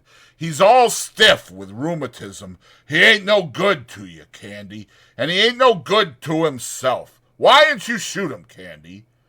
The old man squirmed uncomfortably. Well, hell, I'd had him so long. Had him since he was a pup. I herded sheep with him, he said proudly. You wouldn't think it to look at him now, but he was the best damn sheepdog I ever seen. George said, I seen a guy in Weed that had an Airedale could herd sheep. Learned it from the other dogs. Carlson was not to be put off. Look, Candy, this old dog just suffers himself all the time. If you was to take him out and shoot him right in the back of the head, he leaned over and pointed, right there, why, he'd never know what hit him. Candy looked about unhappily. No, he said softly. No, I couldn't do that. I had him too long. He don't have no fun, Carlson insisted, and he stinks to beat hell. Tell you what, I'll shoot him for you. Then it won't be you that does it. Candy threw his legs off his bunk. He scratched the white stubble whiskers on his cheek nervously. I'm so used to him, he said softly. I had him from a pup. Well, you ain't being kind to him keeping him alive, said Carlson. Look, Slim's bitch got a litter right now. I bet Slim would give you one of them pups to raise up, wouldn't you, Slim? The Skinner had been studying the old dog with his calm eyes. Yeah, he said. You can have a pup if you want to. He seemed to shake himself free for speech. Carl's right, Candy. That dog ain't no good to himself. I wished somebody'd shoot me if I get old and a cripple. Candy looked helplessly at him, for Slim's opinions were law. Maybe it'd hurt him, he suggested. I don't mind taking care of him. Carlson said, the way I'd shoot him, he wouldn't feel nothing. I'd put the gun right there, he pointed with his toe, right back of the head. He wouldn't even quiver. Candy looked for help from face to face. It was quite dark outside by now. A young laboring man came in. His sloping shoulders were bent forward, and he walked heavily on his heels, as though he carried the invisible grain bag. He went to his bunk and put his hat on his shelf. Then he picked up a pulp magazine from his shelf and brought it to the light over the table. Did I show you this, Slim? He asked. Show me what? The young man turned to the back of the magazine, put it down on the table, and pointed with his finger. Right there! Read that! Slim bent over it. Go on, said the young man. Read it aloud. Dear Editor, Slim read slowly. I read your mag for 6 years, and I think it is the best on the market. I like stories by Peter Rand. I think he is a wingding. Give us more, like The Dark Rider. I don't write many letters. Just thought I would tell you I think your mag is the best dime's worth I ever spent. Slim looked up questioningly. What you want me to read that for? Wit said, Go on, read the name at the bottom. Slim read, Yours for Success, William Tenner. He glanced up at Wit again. What you want me to read that for? Wit closed the magazine impressively. Don't you remember Bill Tenner? Worked here about 3 months ago. Slim thought. Little guy? He asked. Drove a cultivator? That's him, Wit cried. That's the guy. You think he's the guy wrote this letter? I know it. Bill and me was in here one day. Bill had one of them books that just come. He was looking in it, and he says, I wrote a letter. Wonder if they put it in the book. But it wasn't there. Bill says, maybe they're saving it for later. And that's just what they done. There it is. Guess you're right, said Slim. Got it right in the book. George held out his hand for the magazine. Let's look at it. Wit found the place again, but he did not surrender his hold on it. He pointed out the letter with his forefinger. and then he went to his box shelf and laid the magazine carefully in. "I wonder if Bill's seen it," he said. "Bill and me worked in that patch of field peas, run cultivators, both of us. Bill was a hell of a nice fella." During the conversation, Carlson had refused to be drawn in. He continued to look down at the old dog. Candy watched him uneasily. At last, Carlson said, "If you want me to, I'll put the old devil out of his misery right now and get it over with. Ain't nothing left for him. Can't eat, can't see, can't even walk without hurting." Candy said hopefully, "You ain't got no gun." "The hell I ain't. Got a Luger. It won't hurt him none at all." Candy said, "Maybe tomorrow. Let's wait till tomorrow." "I don't see no reason for it," said Carlson. He went to his bunk, pulled his bag from underneath it, and took out a Luger pistol. "Let's get it over with," he said. "We can't sleep with him stinking around in here." He put the pistol in his hip pocket. Candy looked a long time at Slim to try to find some reversal, and Slim gave him none. At last, Candy said softly and hopelessly, "All right, take him." He did not look down at the dog at all. He lay back on his bunk and crossed his arms behind his bed and stared at the ceiling. From his pocket, Carlson took a little leather thong. He stooped over and tied it around the old dog's neck. All the men except Candy watched him. "Come, boy. Come on, boy," he said gently. And he said apologetically to Candy, "He won't even feel it." Candy did not move nor answer him. He switched the thong. "Come on, boy." The old dog got slowly and stiffly to his feet and followed the gently pulling leash. Slim said, "Carlson." "Yeah? You know what to do." "What you mean, Slim?" "Take a shovel," said Slim shortly. "Oh, sure, I get you." He led the dog out into the darkness. George followed to the door and shut the door and set the latch gently in its place. Candy lay rigidly on his bed, staring at the ceiling. Slim said loudly, "One of my lead mules got a bad hoof. Got to get some tar on it." His voice trailed off. It was silent outside. Carlson's footsteps died away. The silence come into the room, and the silence lasted. George chuckled. "I bet Lenny's right out there in the barn with his pup. He won't want to come in here no more now he's got a pup." Slim said, "Candy, you can have any one of them pups you want." Candy did not answer. The silence fell on the room again. It came out of the night and invaded the room. George said, "Anybody like to play a little euchre?" "I'll play out a few with you," said Whit.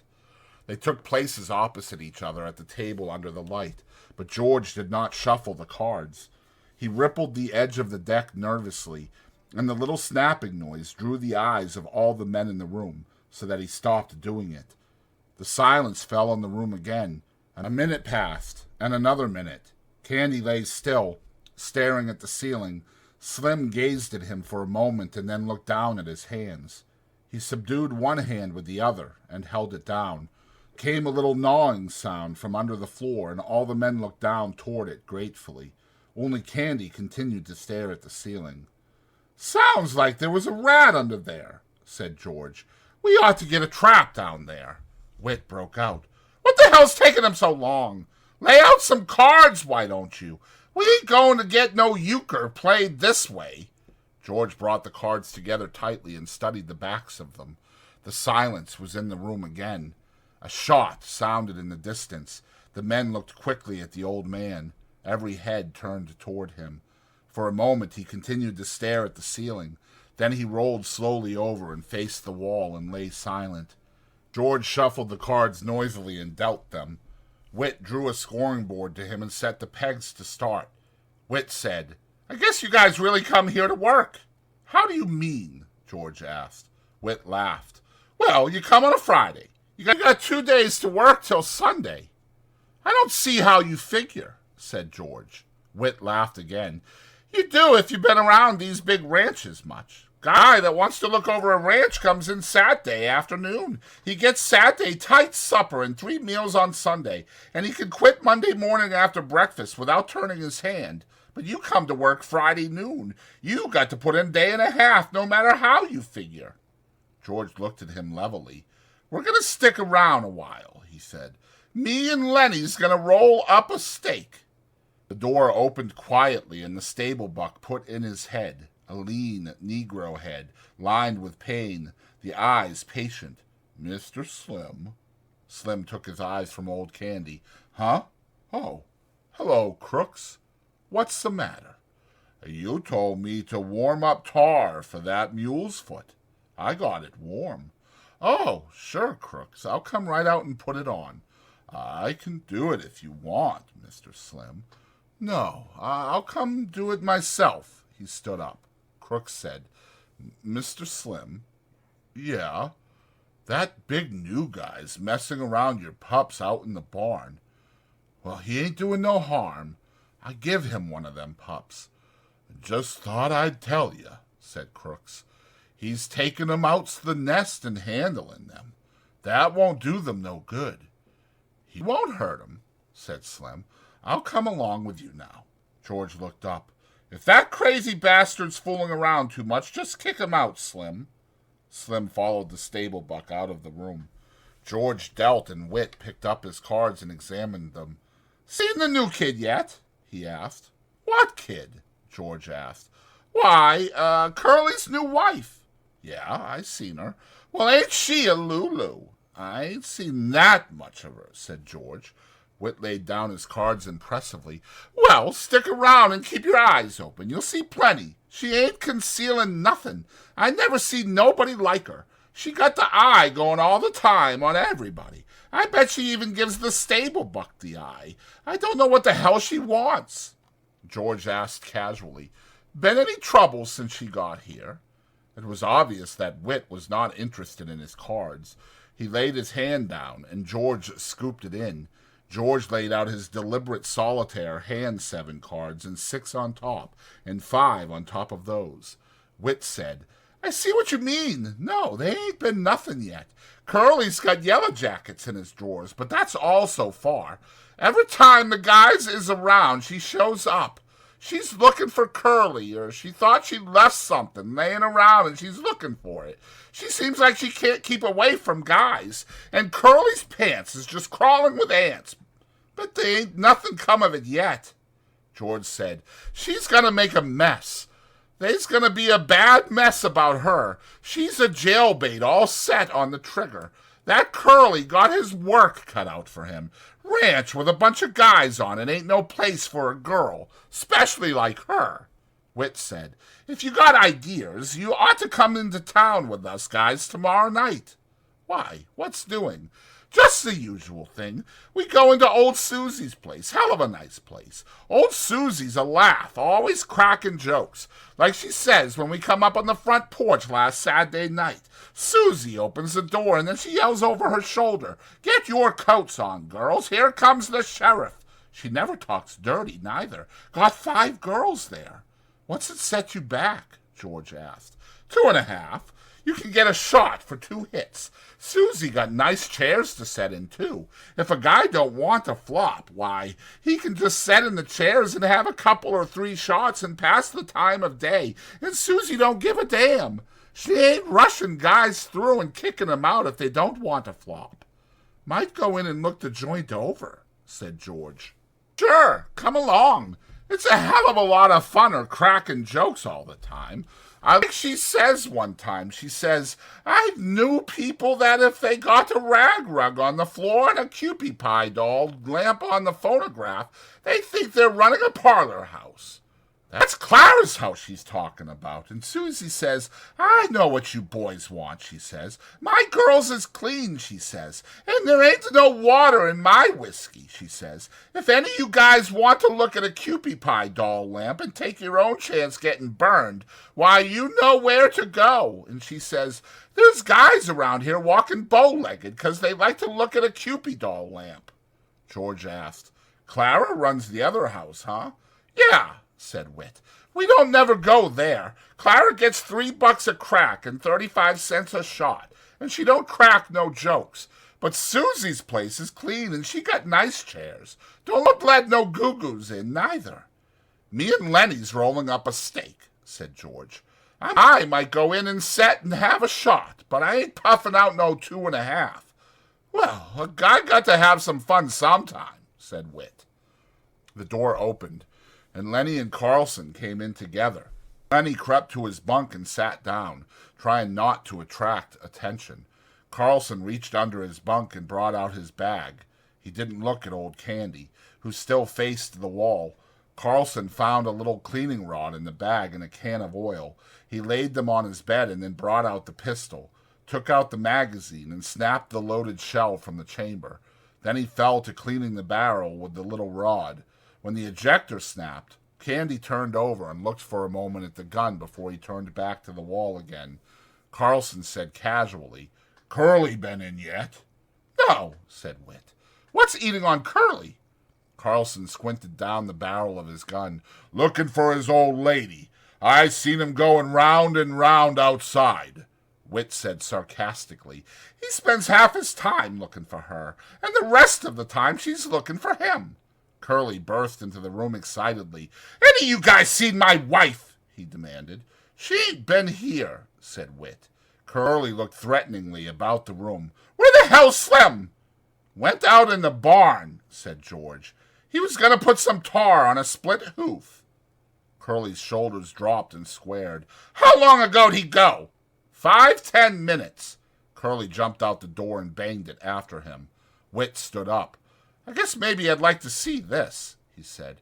"Curly's just spoiling, or he wouldn't start for Slim. And Curly's handy, goddamn handy. Got in the finals for the Golden Gloves. He got newspaper clippings about it," he considered. "But just the same, he better leave Slim alone. Nobody don't know what Slim can do." "Thinks Slim's with his wife, don't he?" said George. "Looks like it," Wit said. "Course, Slim ain't. At least I don't think Slim is. But I like to see the fuss if it comes off. Come on, let's go." George said, "I'm staying right here. I don't want to get mixed up in nothing. Lenny and me got to make a steak." Carlson finished the cleaning of the gun and put it in the bag and pushed the bag under his bunk. "I guess I'll go out and look her over," he said. Old Candy lay still, and Lenny, from his bunk, watched George cautiously. When Wit and Carlson were gone and the door closed after them, George turned to Lenny. "What you got on your mind?" "I ain't done nothing, George. Slim says I better not pet them pups so much for a while. Slim says it ain't good for 'em. So I come right in. I been good, George." "I could have told you that," said George. "Well, I wasn't hurting 'em none. I just had mine in my lap petting it." George asked, "Did you see Slim out in the barn?" Sure I did. He told me I better not pet that pup no more." "Did you see that girl?" You mean Curly's girl?" "Yeah, did she come in the barn?" "No. Anyways, I never seen her." "You never seen Slim talking to her?" She ain't been in the barn." "Okay," said George. "I guess them guys ain't gonna see no fight. If there's any fighting, Lenny, you keep out of it." I don't want no fights," said Lenny. He got up from his bunk and sat down at the table, across from George. Almost automatically, George shuffled the cards and laid out his solitaire hand. He used a deliberate, thoughtful slowness. Lenny reached for a face card and studied it, then turned it upside down and studied it. "Both ends the same," he said. "George, why is it both ends the same?" "I don't know," said George. "That's just the way they make 'em. What was Slim doing in the barn when you seen him?" "Slim? Sure. You seen him in the barn, and he told you not to pet the pups so much." "Oh, yeah. He had a can of tar and a paintbrush. I don't know what for." "You sure that girl didn't come in like she come in here today?" "No, she never come." George sighed. "You give me a good whorehouse every time," he said. "A guy can go in and get drunk and get everything out of his system all at once, and no messes, and he knows how much it's going to set him back. These here jailbaits is just set on the trigger of the hooskow. And he followed his words admiringly and moved his lips a little to keep up. George continued, You remember Andy Cushman, Lenny? Went to grammar school. The one that his old lady used to make hot cakes for the kids? Lenny asked. Yeah, that's the one. You can remember anything if there's anything to eat in it. George looked carefully at the solitaire hand. He put an ace on his scoring rack and piled a 2, 3, and 4 of diamonds on it. Andy's in San Quentin right now on account of a tart, said George. Lenny drummed on the table with his fingers. George, how long's it gonna be till we get that little place and live on the fat of the land and rabbits? I don't know, said George. We gotta get a big stake together. I know a little place we can get cheap, but they ain't giving it away. Old Candy turned slowly over. His eyes were wide open. He watched George carefully. Lenny said, Tell about that place, George. I just told you, just last night. Go on, tell again, George. Well, it's 10 acres, said George. Got a little windmill, got a little shack on it, and a chicken run. Got a kitchen, orchard, cherries, apples, peaches, cots, nuts, got a few berries. There's a place for alfalfa and plenty water to flood it. There's a pig pen. And rabbits, George. No place for rabbits now. But I could easily build a few hutches and you could feed alfalfa to the rabbits. Damn right I could, said Lenny. You goddamn right I could. George's hand stopped working with the cards. His voice was growing warmer. And we could have a few pigs. I could build a smokehouse like the one Grandpa had. And when we kill a pig, we can smoke the bacon and the hams and make sausage and all like that. And when the salmon run upriver, we could catch 100 of them and salt 'em down or smoke 'em. We could have them for breakfast. They ain't nothing so nice as smoked salmon. When the fruit come in, we could can it. And tomatoes. They're easy to can. Every Sunday we'd kill a chicken or a rabbit. Maybe we'd have a cow or a goat. And the cream is so goddamn thick you gotta cut it with a knife and take it out with a spoon. Lenny watched him with wide eyes, and Old Candy watched him too. Lenny said softly, We could live off of the fat of the land. Sure, said George. All kinds of vegetables in the garden, and if we want a little whiskey, we can sell a few eggs or something, or some milk. We'd just live there. We'd belong there. There wouldn't be no more running round the country and getting fed by a Jap cook. No, sir. We'd have our own place where we belonged and not sleep in no bunt house. Tell about the house, George, Lenny begged. Sure, we'd have a little house and a room to ourself. Little fat iron stove, and in the winter we'd keep a fire going in it. It ain't enough land, so we'd have to work too hard. Maybe 6, 7 hours a day. We wouldn't have to buck no barley 11 hours a day. And when we put in a crop, why, we'd be there to take the crop up. We'd know what come of our planting. And rabbits, Lenny said eagerly. And I'd take care of 'em. Tell how I'd do that, George. Sure, you'd go out in the alfalfa patch and you'd have a sack. You'd fill up the sack and bring it in and put it in the rabbit cages. They'd nibble and they'd nibble, said Lenny. The way they do, I seen 'em. Every 6 weeks or so, George continued. Them does would throw a litter so we'd have plenty rabbits to eat and to sell. And we'd keep a few pigeons to go flying around the windmill like they done when I was a kid. He looked rapidly at the wall over Lenny's head.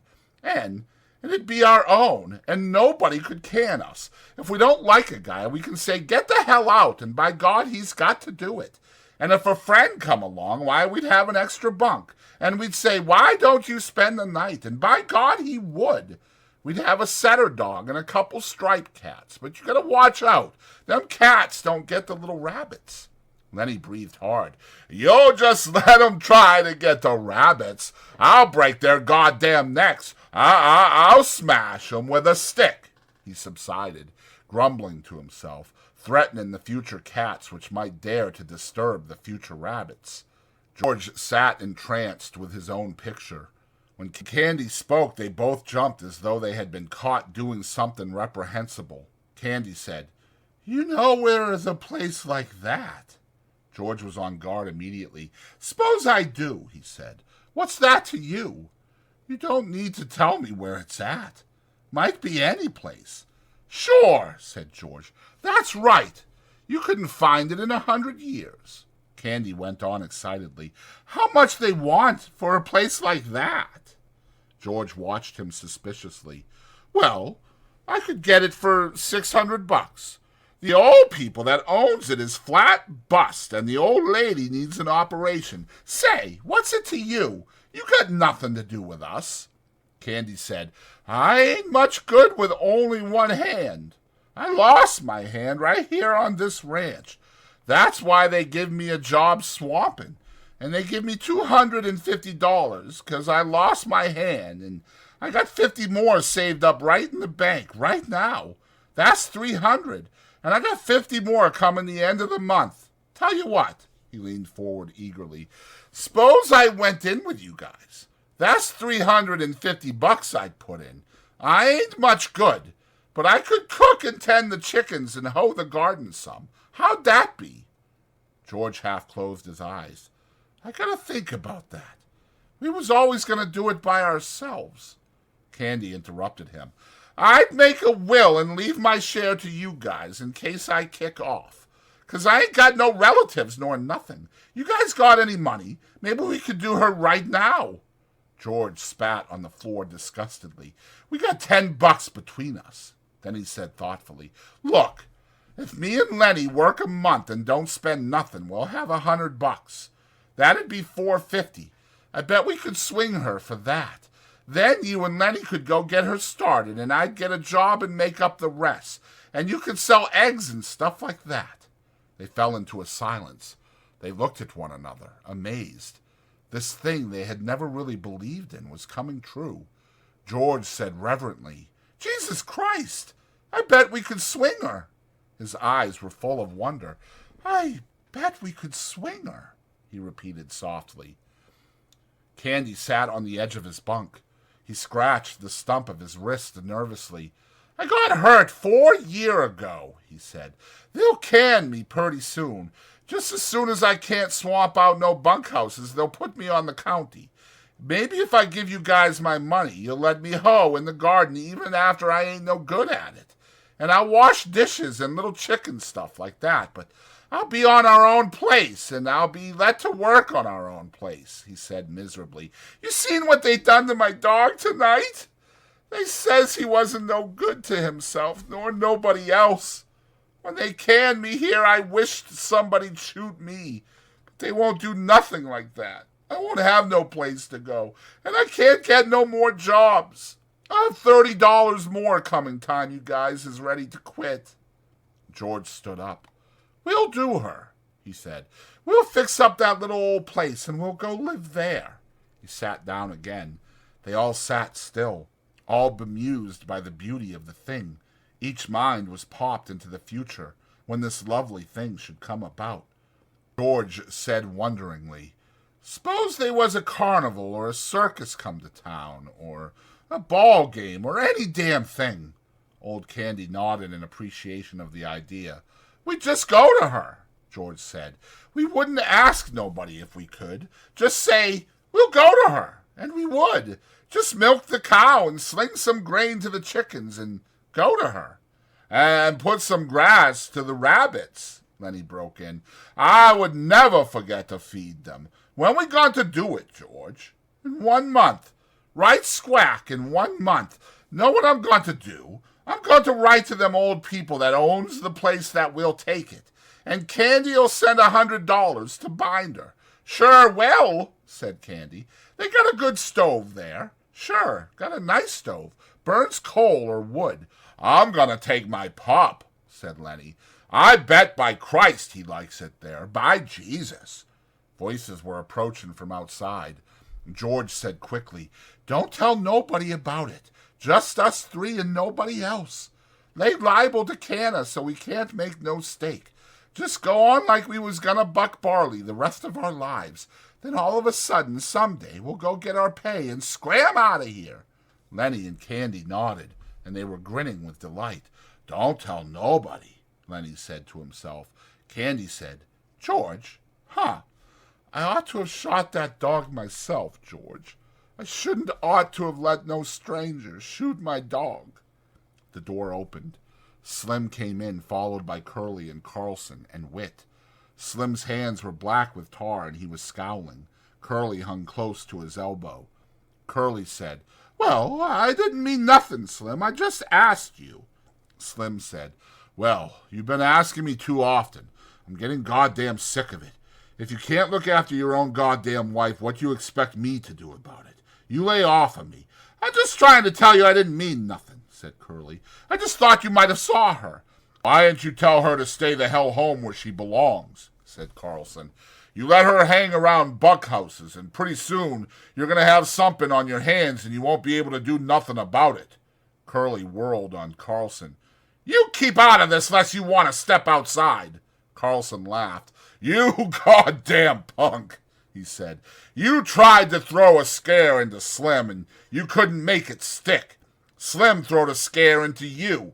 You're yellow as a frog belly. I don't care if you're the best welter in the country. You come for me, and I'll kick your goddamn head off. Candy joined the attack with joy. Glove full of Vaseline, he said disgustedly. Curly glared at him. His eyes slipped on past and lighted on Lenny, and Lenny was still smiling with delight at the memory of the ranch. Curly stepped over to Lenny like a terrier. What the hell you laughing at? Lenny looked blankly at him. Huh? Then Curly's rage exploded. Come on, you big bastard! Get up on your feet! No big son of a bitch is gonna laugh at me! I'll show you who's yellow! Lenny looked helplessly at George, and then he got up and tried to retreat. Curly was balanced and poised. He slashed at Lenny with his left, and then smashed down his nose with the right. Lenny gave a cry of terror. Blood welled from his nose. George! He cried. Make 'em let me alone, George! He backed until he was against the wall, and Curly followed, slugging him in the face. Lenny's hands remained at his sides. He was too frightened to defend himself. George was on his feet, yelling, Get him, Lenny! Don't let him do it! Lenny covered his face with his huge paws and bleated with terror. He cried, Make 'em stop, George! Then Curly attacked his stomach and cut off his wind. Slim jumped up. The dirty little rat, he cried. I'll get him myself. George put out his hand and grabbed Slim. Wait a minute, he shouted. He cupped his hands round his mouth and yelled, Get him, Lenny! Lenny took his hands away from his face and looked about for George, and Curly slashed at his eyes. The big face was covered with blood. George yelled again, I said get him! Curly's fist was swinging when Lenny reached for it. The next minute Curly was flopping like a fish on a line, and his closed fist was lost in Lenny's big hand. George ran down the room. Let go of him, Lenny! Let go! But Lenny watched in terror the flopping little man whom he held. Blood ran down Lenny's face. One of his eyes was cut and closed. George slapped him in the face again and again, and still Lenny held on to the closed fist. Curly was white and shrunken by now, and his struggling had become weak. He stood crying, his fist lost in Lenny's paw. George shouted over and over, Let go his hand, Lenny! Let go, Slim! Come help me while the guy got any hand left! Suddenly, Lenny let go his hold. He crouched cowering against the wall. You told me to, George, he said miserably. Curly sat down on the floor, looking in wonder at his crushed hand. Slim and Carlson bent over him. Then Slim straightened up and regarded Lenny with horror. We got to get him into a doctor, he said. Looks to me like every bone in his hand is bust. I didn't wanna, Lenny cried. I didn't want to hurt him. Slim said, Carlson, you get the candy wagon hitched up. We'll take him into Soledad and get him fixed up. Carlson hurried out. Slim turned to the whimpering Lenny. It ain't your fault, he said. This punk sure had it coming to him. But Jesus, he ain't hardly got no hand left. Slim hurried out, and in a moment returned with a tin cup of water. He held it to Curly's lips. George said, Slim, will we get canned now? We need the steak. Will Curly's old man can us now? Slim smiled wryly. He knelt down beside Curly. "You got your senses in hand enough to listen?" he asked. Curly nodded. "Well, then listen," Slim went on. "I think you got your hand caught in a machine. If you don't tell nobody what happened, we ain't going to. But you just tell and try to get this guy canned, and we'll tell everybody. And then you will get the laugh." "I won't tell," said Curly. He avoided looking at Lenny. Buggy wheels sounded outside. Slim helped Curly up. "Come on now. Carlson's going to take you to a doctor." He helped Curly out the door. The sound of wheels drew away. In a moment, Slim came back into the bunkhouse. He looked at Lenny, still crouched fearfully against the wall. "Let's see your hands," he asked. Lenny stuck out his hands. "Christ almighty, I hate to have you mad at me," Slim said. George broke in. "Lenny was just scared," he explained. "He didn't know what to do. I told you nobody ought never to fight him. No, I guess it was Candy I told." Candy nodded solemnly. "That's just what you done," he said. "Right this morning when Curly first lit into your friend, you says, 'He better not fool with Lenny if he knows what's good for him.' That's just what you says to me." George turned to Lenny. "It ain't your fault," he said. "You don't need to be scared no more. You done just what I told you to. Maybe you better go in the washroom and clean up your face. You look like hell." Lenny smiled with his bruised mouth. "I didn't want no trouble," he said. He walked toward the door, but just before he came to it, he turned back. "George, what do you want?" "I can still tend the rabbits, George." "Sure. You ain't done nothing wrong." "I didn't mean no harm, George." "Well, get the hell out and wash your face." Chapter 4. Crooks, the Negro stable buck, had his bunk in the harness room, a little shed that leaned off the wall of the barn. On one side of the little room there was a square 4-paned window, and on the other a narrow plank door leading into the barn. Crooks's bunk was a long box filled with straw, on which his blankets were flung. On the wall by the window there were pegs on which hung broken harness in process of being mended, strips of new leather, and under the window itself a little bench for leather-working tools, curved knives, and needles and balls of linen thread, and a small hand riveter. On pegs were also pieces of harness, a split collar with the horsehair stuffing sticking out, a broken hame, and a trace chain with its leather covering split. Crooks had his apple box over his bunk, and in it a range of medicine bottles, both for himself and for the horses.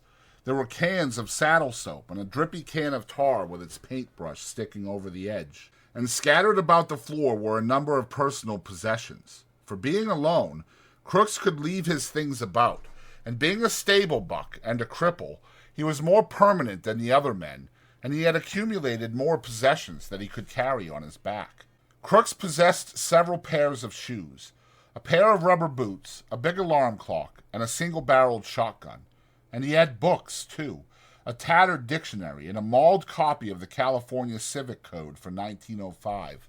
There were battered magazines and a few dirty books on a special shelf over his bunk. A pair of large gold-rimmed spectacles hung from a nail on the wall above his bed. This room was swept and fairly neat, for Crooks was a proud, aloof man. He kept his distance and demanded that other people keep theirs. His body was bent over to the left by his crooked spine, and his eyes lay deep in his head, and because of their depth seemed to glitter with intensity. His lean face was lined with deep black wrinkles, and he had thin, pain-tightened lips which were lighter than his face. It was Saturday night. Through the open door that led into the barn came the sound of moving horses, of feet stirring, of teeth champing on hay, of the rattle of halter chains. In the stable buck's room a small electric globe threw a meager yellow light. Crooks sat on his bunk. His shirt was out of his jeans and back. In one hand he held a bottle of liniment, and with the other he rubbed his spine. Now and then he poured a few drops of the liniment into his pink-palmed hand and reached up under his shirt to rub again. He flexed his muscles against his back and shivered. Noiselessly, Lenny appeared in the open doorway and stood there, looking in, his big shoulders nearly filling the opening. For a moment, Crooks did not see him, but on raising his eyes, he stiffened, and a scowl came on his face. His hand came out from under his shirt. Lenny smiled helplessly in an attempt to make friends. Crooks said sharply, "You got no right to come in my room. This here's my room. Nobody got any right in here but me." Lenny gulped and his smile grew more fawning. "I ain't doing nothing," he said. "Just come to look at my puppy, and I see your light," he explained. "Well, I got a right to have a light. You go on, get out of my room. I ain't wanted in the bunkhouse, and you ain't wanted in my room." "Why ain't you wanted?" Lenny asked. "'Cause I'm black. They play cards in there, but I can't play because I'm black. They say I stink. Well, I tell you, all of you stink to me." Lenny flapped his big hands helplessly. "Everybody went into town," he said. "Slim and George and everybody. George says I gotta stay here and not get in no trouble. I seen your light." "Well, what do you want?" "Nothing. I seen your light. I thought I could just come in and set." Crooks stared at Lenny, and he reached behind him and took down the spectacles and adjusted them over his pink ears and stared again. "I don't know what you're doing in the barn anyway," he complained. "You ain't no Skinner. They's no call for a bucker to come into the barn at all. You ain't no Skinner. You ain't got nothing to do with the horses." "The pup," Lenny repeated. "I come to see my pup." "Well, go see your pup then. Don't come in a place where you're not wanted." Lenny lost his smile. He advanced a step into the room, then remembered and backed to the door again. "I looked at him a little. Slim says I ain't to pet him very much." Crooks said, "Well, you've been taking him out of the nest all the time. I wonder the old lady don't move him someplace else." "Oh, she don't care. She lets me." Lenny had moved into the room again. Crooks scowled, but Lenny's disarming smile defeated him. "Come on in and set a while," Crooks said. "Long as you won't get out and leave me alone, you might as well set down." His tone was a little more friendly. "All the boys gone into town, huh?" "All but old Candy. He just sets in the bunkhouse sharpening his pencil and sharpening and figuring." Crooks adjusted his glasses. "Figuring? What's Candy figuring about?" Lenny almost shouted. "'Bout the rabbits." "You're nuts," said Crooks. "You're crazy as a wedge. What rabbits you talking about?" "The rabbits we're gonna get, and I get to tend 'em, cut grass and give 'em water and like that." "Just nuts," said Crooks. "I don't blame the guy you travel with for keeping you out of sight." Lenny said quietly, "It ain't no lie. We're gonna do it. Gonna get a little place and live on the fat of the land." Crooks settled himself more comfortably on his bunk. "Set down," he invited. "Set down on the nail keg." Lenny hunched down on the little barrel. "You'll think it's a lie," Lenny said. "But it ain't no lie. Every word's the truth, and you can ask George." Crooks put his dark chin into his pink palm. "You travel around with George, don't you?" "Sure. Me and him goes every place together." Crooks continued. "Sometimes he talks, and you don't know what the hell he's talking about. Ain't that so?" He leaned forward, boring Lenny with his deep eyes. "Ain't that so?" "Yeah, sometimes. Just talks on, and you don't know what the hell it's all about." "Yeah, sometimes, but not always." Crooks leaned forward over the edge of the bunk. "I ain't a Southern Negro," he said. "I was born right here in California. My old man had a chicken ranch, about 10 acres. The white kids come to play at our place, and sometimes I even to play with them, and some of them was pretty nice. My old man didn't like that. I never knew till long later why he didn't like that, but I know now." He hesitated, and when he spoke again his voice was softer. "There wasn't another colored family for miles around, and now there ain't a colored man on this ranch, and there's just one family in Soledad." He laughed. "If I say something, Why, it's just a Negro saying it.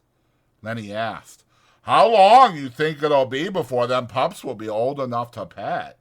Crooks laughed again. "A guy can talk to you and be sure you won't go blabbing. Couple of weeks and them pups will be all right. George knows what he's about. Just talks, and you don't understand nothing." He leaned forward excitedly.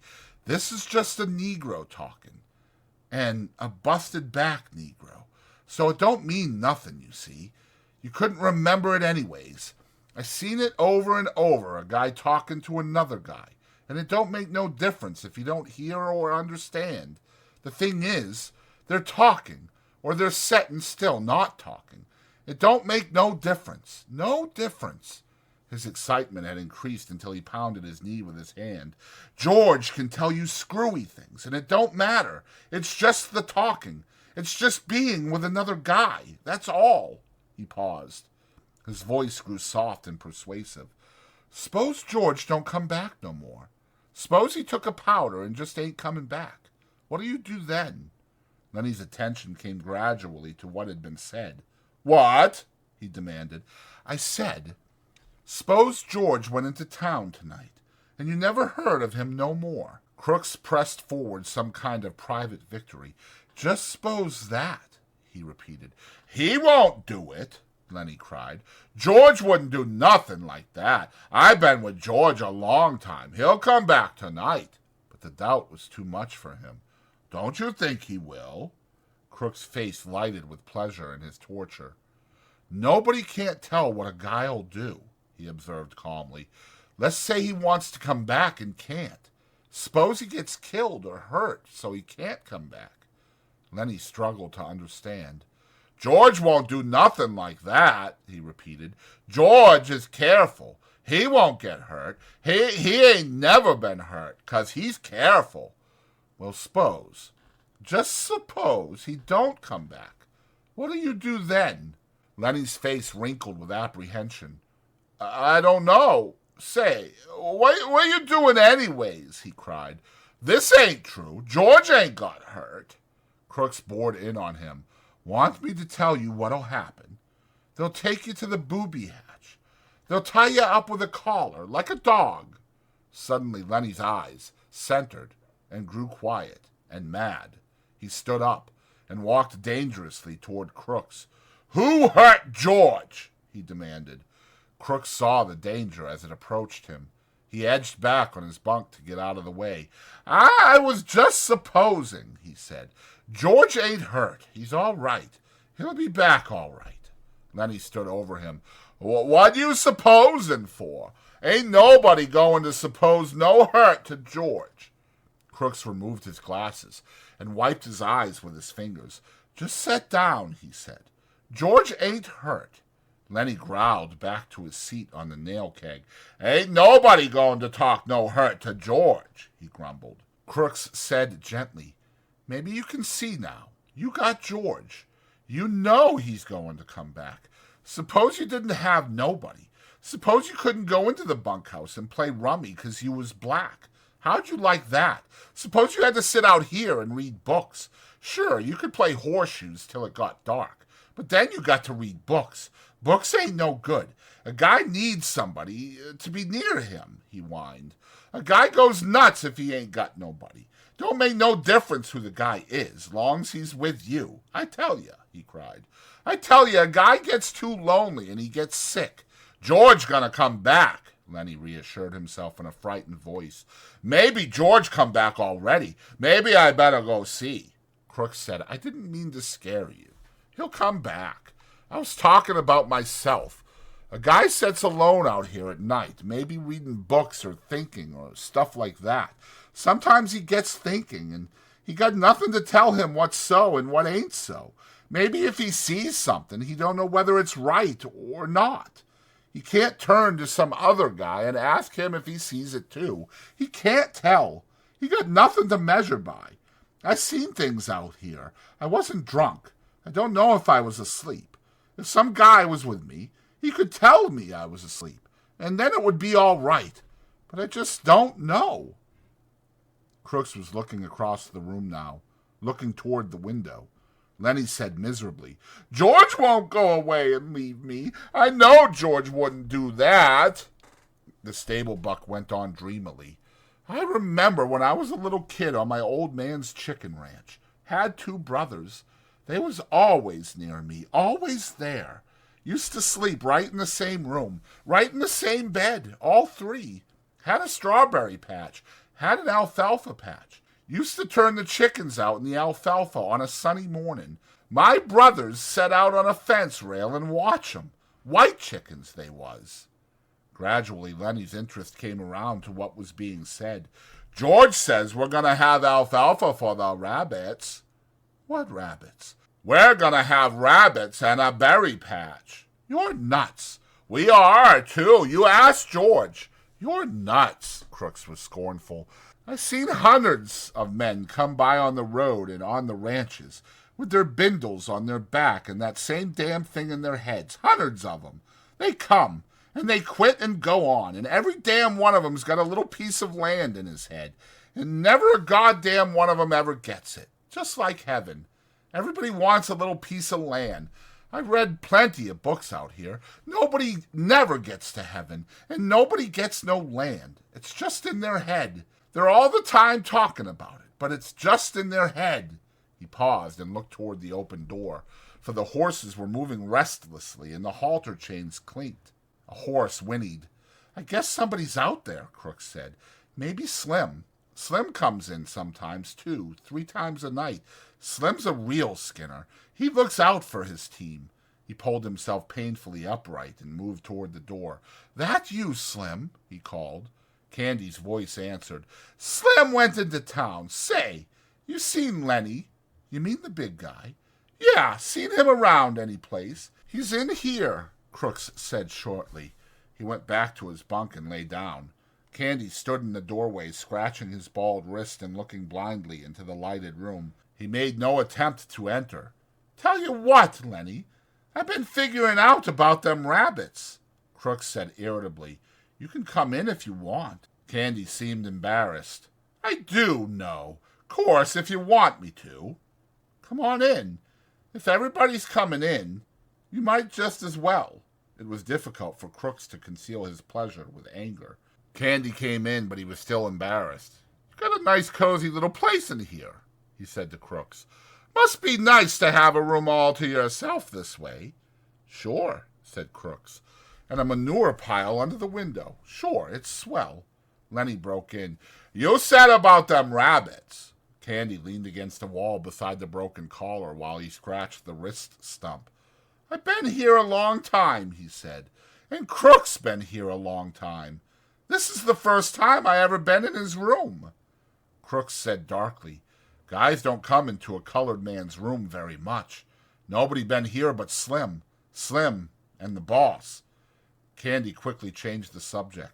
Slim's as good a Skinner as I ever seen. Lenny leaned toward the old swamper. About them rabbits, he insisted. Candy smiled. I got it figured out. We can make some money on them rabbits if we go about it right. But I get to tend 'em, Lenny broke in. George says I get to tend 'em. He promised. Crooks interrupted brutally. You guys is just kidding yourself. You'll talk about it a hull of a lot, but you won't get no land. You'll be a swamper here till they take you out in a box. Hell, I've seen too many guys. Lenny here'll quit and be on the road in 2-3 weeks. Seems like every guy got land in his head. Candy rubbed his cheek angrily. You goddamn right we're gonna do it. George says we are. We got the money right now. Yeah, said Crooks. And where's George now? In town, in a whorehouse. That's where your money's going. Jesus, I seen it happen too many times. I seen too many guys with land in their head. They never get none under their hand. Candy cried, Sure, they all want it. Everybody wants a little bit of land, not much. Just something that was his, something he could live on, and there couldn't nobody throw him off of it. I never had none. I planted crops for damn near everybody in this state, but they wasn't my crops. And when I harvested 'em, it wasn't none of my harvest. But we gonna do it now. And don't you make no mistake about that. George ain't got the money in town. That money's in the bank. Me and Lenny and George, we're going to have a room to ourselves. We're going to have a dog and rabbits and chickens. We're going to have green corn and maybe a cow or a goat. He stopped, overwhelming with his picture. Crooks asked, "You say you got the money?" "Damn right. We got most of it. Just a little bit more to get. Have it all in 1 month. George got the land all picked out, too." Crooks reached around and explored his spine with his hand. "I never seen a guy really do it," he said. "I seen guys nearly crazy with loneliness for land, but every time a whorehouse or a blackjack game took what it takes." He hesitated. "If you guys would want a hand to work for nothing, just as keep, why, I'd come and lend a hand. I ain't so crippled I can't work like a son of a bitch if I want to." "Any of you boys seen Curly?" They swung their heads towards the door. Looking in was Curly's wife. Her face was heavily made up. Her lips were slightly parted. She breathed strongly, as though she had been running. "Curly ain't been here," Candy said sourly. She stood still in the doorway, smiling a little at them, rubbing the nails of one hand with the thumb and forefinger of the other, and her eyes traveled from one face to another. "They left all the weak ones here," she said finally. "Think I don't know where they all went? Even Curly, I know where they all went." Lenny watched her, fascinated, but Candy and Crooks were scowling down away from her eyes. Candy said, "Then if you know, why you want to ask us where Curly is at?" She regarded them amusedly. "Funny thing," she said. "If I catch any one man and he's alone, I get along fine with him. But just let two of the guys get together and you won't talk. Just nothing but mad." She dropped her fingers and put her hands on her hips. "You're all scared of one another, that's what. Every one of you scared the rest is going to get something on you." After a pause, Crooks said, "Maybe you better go along to your own house now. We don't want no trouble." "Well, I ain't giving you no trouble. Think I don't like to talk to somebody every once in a while? Think I like to stick in that house awful time?" Candy laid the stump of his wrist on his knee and rubbed it gently with his hand. He said accusingly, "You got a husband. You got no call fooling around with other guys, causing trouble." The girl flared up. "Sure I got a husband. You all seen him. Swell guy, ain't he? Spends all his time saying what's he gonna do to guys he don't like. And he don't like nobody. Think I'm gonna stay in that 2x4 house and listen how Curly's gonna lead with his left twick, and then bring in the right cross. 1-2, he says. Just the 1-2 and he'll go down." She paused, and her face lost its sullenness and grew interested. "Say, what happened to Curly's hand?" There was an embarrassed silence. Candy stole a look at Lenny. Then he coughed. "Why, Curly, he got his hand caught in a machine, ma'am. But his hand." She watched for a moment, and then she laughed. "Baloney! What do you think you're selling me? Curly started something he didn't finish. Caught in a machine. Baloney! Why, he ain't give nobody the good of 1-2 since he got his hand bust. Who bust him?" Candy repeated sullenly. "Got it caught in a machine." "All right," she said contemptuously. "All right, cover him up if you want to. What do I care? You bindle bums think you're so damn good. What do you think I am, a kid? I tell you, I could have went with shows. Not just one, neither. And a guy told me he could put me in pictures." She was breathless with indignation. "Saturday night, everybody out doing something. Everybody. And what am I doing? Standing here talking to a bunch of bindle stiffs, a Negro and a dum-dum, and a lousy of sheepin, or it because they ain't nobody else." Lenny watched her, his mouth half open. Crooks had retired into the terrible protective dignity of the Negro, but a change came over old Candy. He stood up suddenly and knocked his nail keg over backward. "I had enough," he said angrily. You ain't wanted here. We told you you ain't. And I tell you, you got floozy ideas about us guys amounts to. You ain't got sense enough in that chicken head to even see that we ain't stiffs. Suppose you get us canned. Suppose you do. You think we'll hit the highway and look for another lousy two-bit job like this? You don't know that we got our own ranch to go to and our own house. We ain't got to stay here. We got a house and chickens and fruit trees and a place 100 times prettier than this. And we got friends. That's what we got. Maybe there was a time when we was scared of getting canned, but we ain't no more. We got our own land, and it's ours, and we can go to it. Curly's wife laughed at him. Baloney, she said. I seen too many you guys.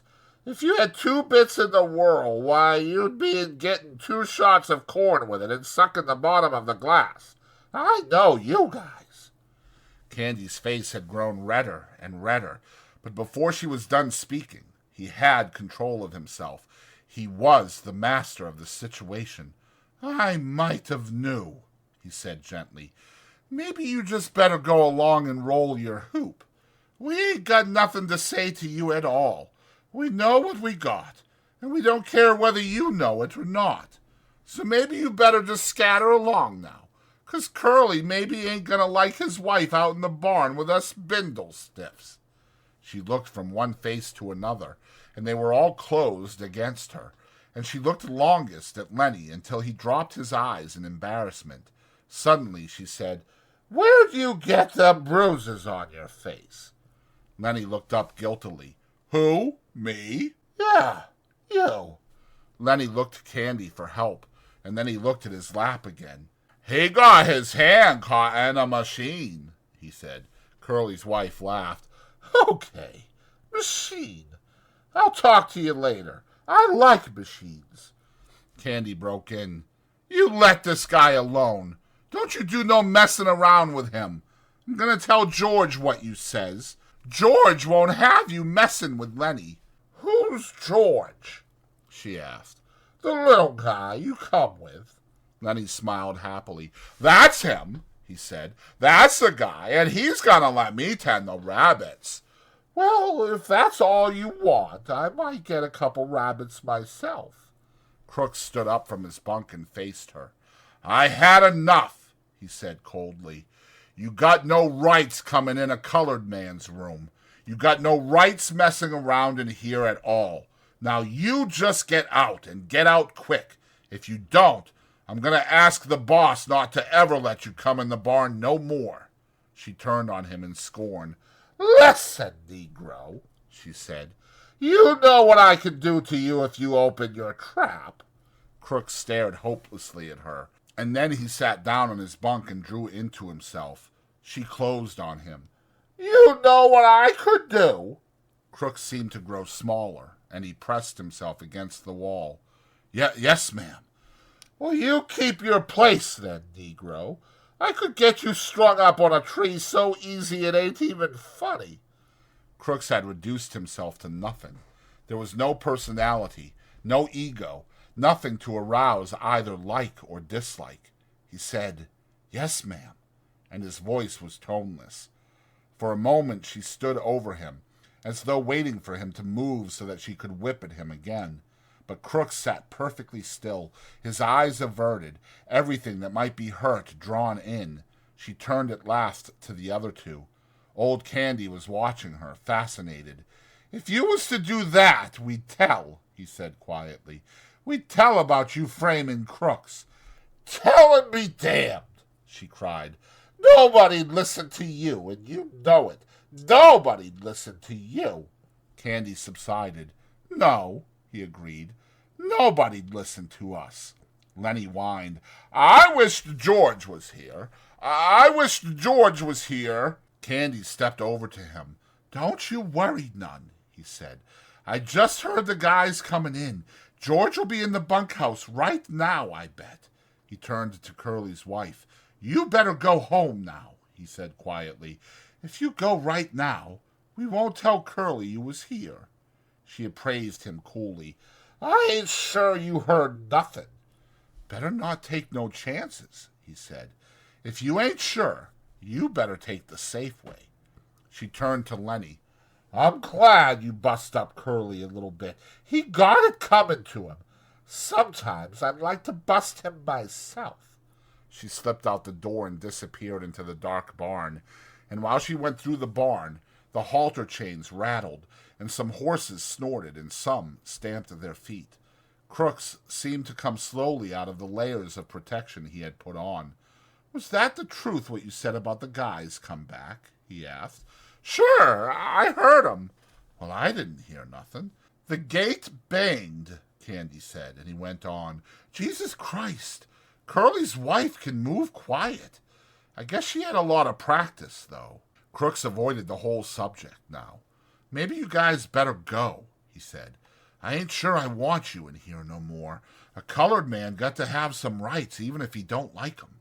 Candy said, That bitch didn't ought to have said that to you. It wasn't nothing, Crooks said dully. You guys coming in and setting made me forget. What she says is true. The horses snorted out in the barn, and the chains rang, and a voice called, Lenny! Oh, Lenny!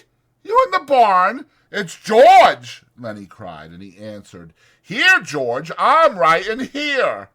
In a second, George stood framed in the door, and he looked disapprovingly about. What you doing in Crook's room? You hadn't ought to lie here. Crooks nodded.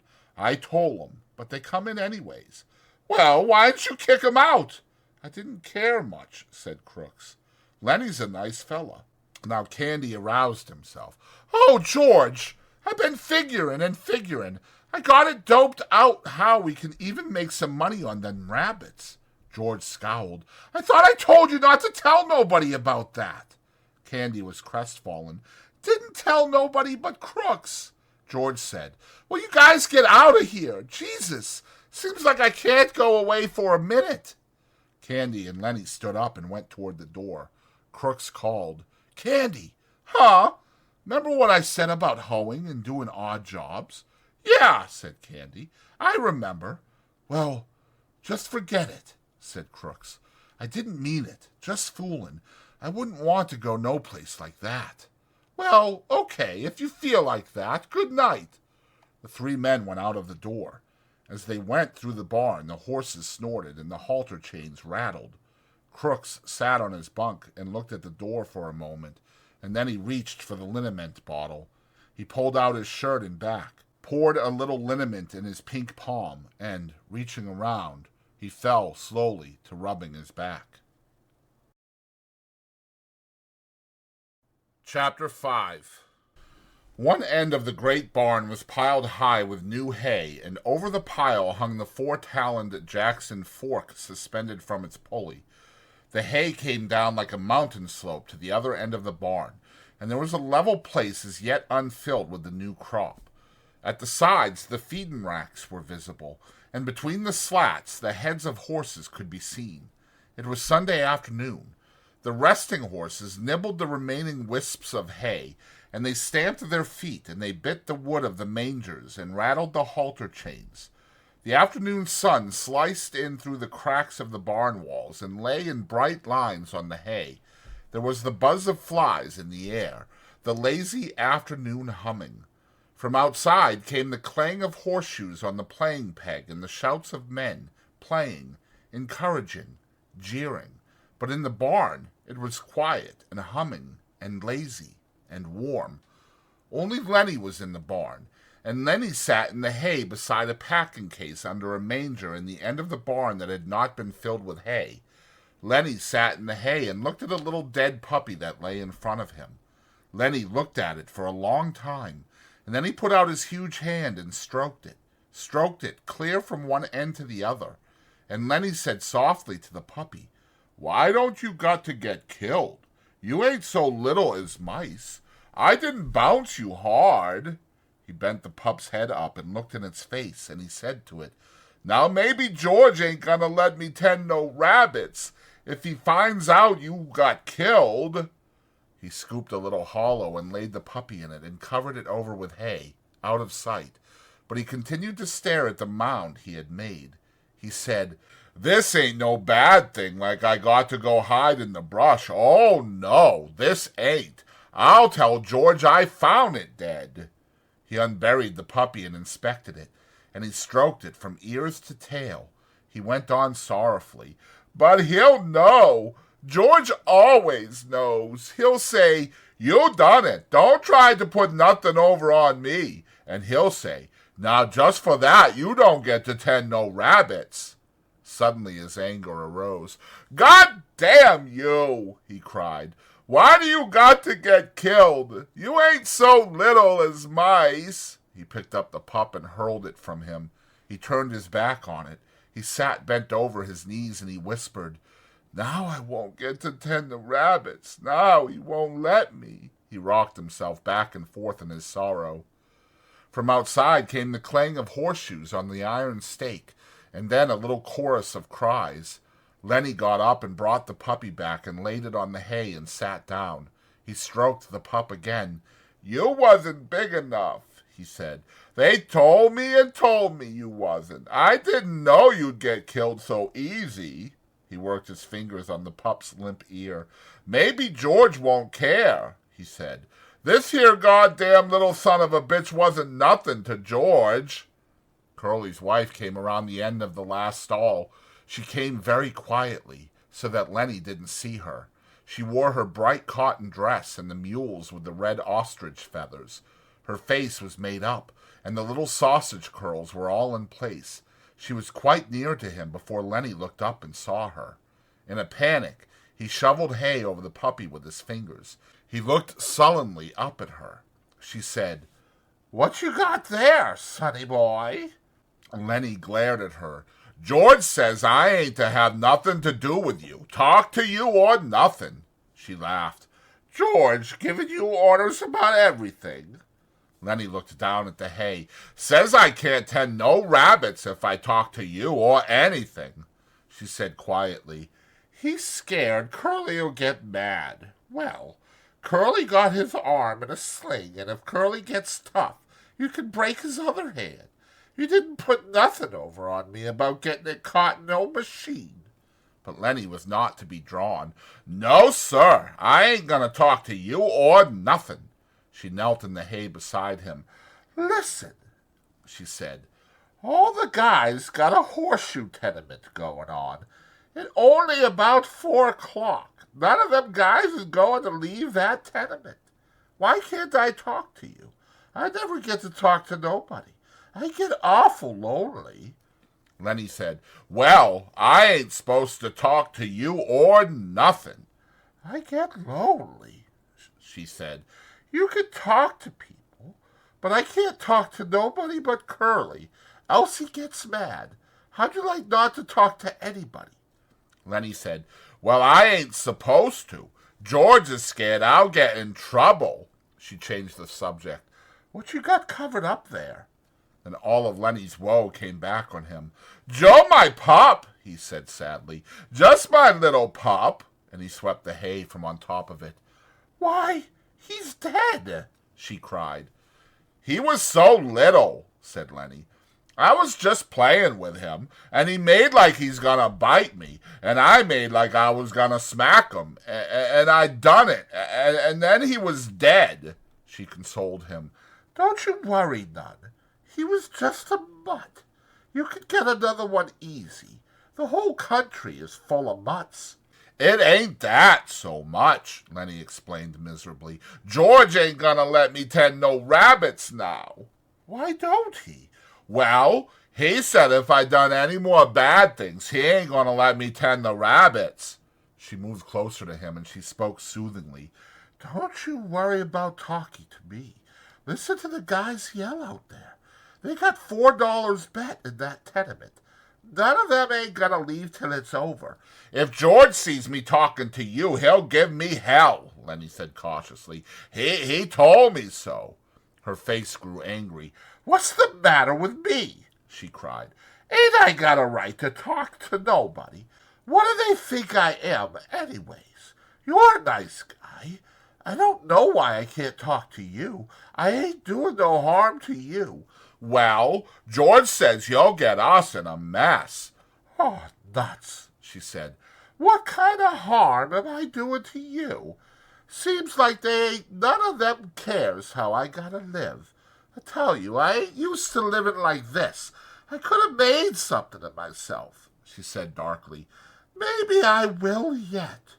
And then her words tumbled out in a passion of communication, as though she hurried before her listener could be taken away. I lived right in Salinas, she said. Come there when I was a kid. Well, a show come through, and I met one of the actors. He says I could go with that show. But my old lady wouldn't let me. She says because I was only 15. But the guy says I coulda. If I'd went, I wouldn't be living like this, you bet. Lenny stroked the pup back and forth. We gonna have a little place, and rabbits, he explained. She went on with her story quickly, before she should be interrupted. Another time I met a guy, and he was in pictures. We went out to the Riverside Dance Palace with him. He says he was going to put me in the movies. Says I was a natural. Soon's he got back to Hollywood, he was going to write to me about it. She looked closely at Lenny to see whether she was impressing him. I never got that letter, she said. I always thought my old lady stole it. Well, I wasn't going to stay no place where I couldn't get nowhere or make something of myself, and where they stole your letters. I asked her if she stole it, too, and she says no. So I married Curly, met him out to the Riverside Dance Palace that same night. She demanded, You listening? Me? Sure. Well, I ain't told this to nobody before. Maybe I oughtn't to. I don't like Curly. He ain't a nice fella. And because she had confided in him, she moved closer to Lenny and sat beside him. Could have been in the movies and had nice clothes. All them nice clothes like they wear. And I could have sat in them big hotels and had pictures took of me. When they had them previews, I could have went to them and spoken the radio, and it wouldn't have cost me a cent, because I was in the picture. And all them nice clothes like they wear, because this guy says I was a natural. She looked up at Lenny, and she made a small grand gesture with her arm and hand to show that she could act. The fingers trailed after her leading wrist, and her little finger stuck out grandly from the rest. Lenny sighed deeply. From outside came the clang of a horseshoe on metal, and then a chorus of cheers. Somebody made a ringer, said Curly's wife. Now the light was lifting as the sun went down, and the sun streaks climbed up the wall and fell over the feeding racks and over the heads of the horses. Lenny said, Maybe if I took this pup out and throwed him away, George would never know, and then I could tend the rabbits without no trouble. Curly's wife said angrily, Don't you think of nothing but rabbits? We gotta have a little place, Lenny explained patiently. We gotta have a house and a garden and a place for alfalfa, and that alfalfa is for the rabbits, and I take a sack and get it all full of alfalfa, and then I take it to the rabbits. She asked, What makes you so nuts about rabbits? Lenny had to think carefully before he could come to a conclusion. He moved cautiously close to her until he was right against her. I like to pet nice things.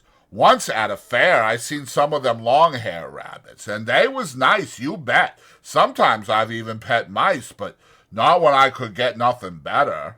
Curly's wife moved away from him a little. I think you're nuts, she said. No, I ain't, Lenny explained earnestly. George says I ain't. I like to pet nice things with my fingers, soft things. She was a little bit reassured. Well, who don't? She said. Everybody likes that. I like to feel silk and velvet. Do you like to feel velvet? Lenny chuckled with pleasure. You bet, by God, he cried happily. And I had some, too. A lady give me some, and that lady was my own Aunt Clara. She give it right to me, about this big a piece. I wished I had that velvet right now. A frown came over his face.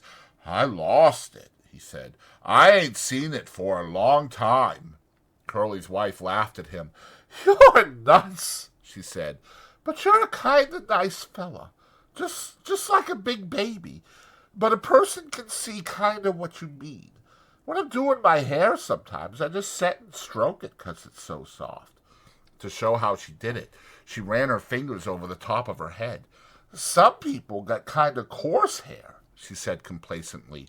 Take Curly. His hair is just like wire, but mine is soft and fine. Of course, I brush it a lot. That makes it fine. Here, feel right here. She took Lenny's hand and put it on her head. Feel right around there and see how soft it is. Lenny's big fingers fell to stroking her hair.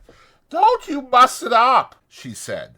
Lenny said, Oh, that's nice. And he stroked harder. Oh, that's nice. Look out now, you'll muss it. And then she cried angrily, You stop it now, you'll mess it all up. She jerked her head sideways, and Lenny's fingers closed on her hair and hung on. Let go, she cried. You let go. Lenny was in a panic. His face was contorted. She screamed then, and Lenny's other hand closed over her mouth and nose. Please don't, he begged. Oh, please don't do that. George will be mad. She struggled violently under his hands. Her feet battered on the hay, and she writhed to be free. And from under Lenny's hand came a muffled screaming. Lenny began to cry with fright. Oh, please don't do none of that, he begged. George gonna say I done a bad thing. He ain't gonna let me tend no rabbits. He moved his hand a little, and her hoarse cry came out. Then Lenny grew angry. Now don't, he said. I don't want you to yell. You gonna get me in trouble just like George says you will. Now don't you do that. And she continued to struggle, and her eyes were wild with terror. He shook her then, and he was angry with her. Don't you go yelling, he said, and he shook her, and her body flopped like a fish, and then she was still, for Lenny had broken her neck. He looked down at her, and carefully he removed his hand from over her mouth, and she lay still. I don't want to hurt you, he said, but George'll be mad if you yell. And when she didn't answer nor move, he bent closely over her. He lifted her arm and let it drop. For a moment he seemed bewildered, and then he whispered in fright, I done a bad thing. I done another bad thing. He pawed up the hay until it partly covered her. From outside the barn came a cry of men and the double clang of shoes on metal. For the first time, Lenny became conscious of the outside. He crouched down in the hay and listened. I done a real bad thing, he said.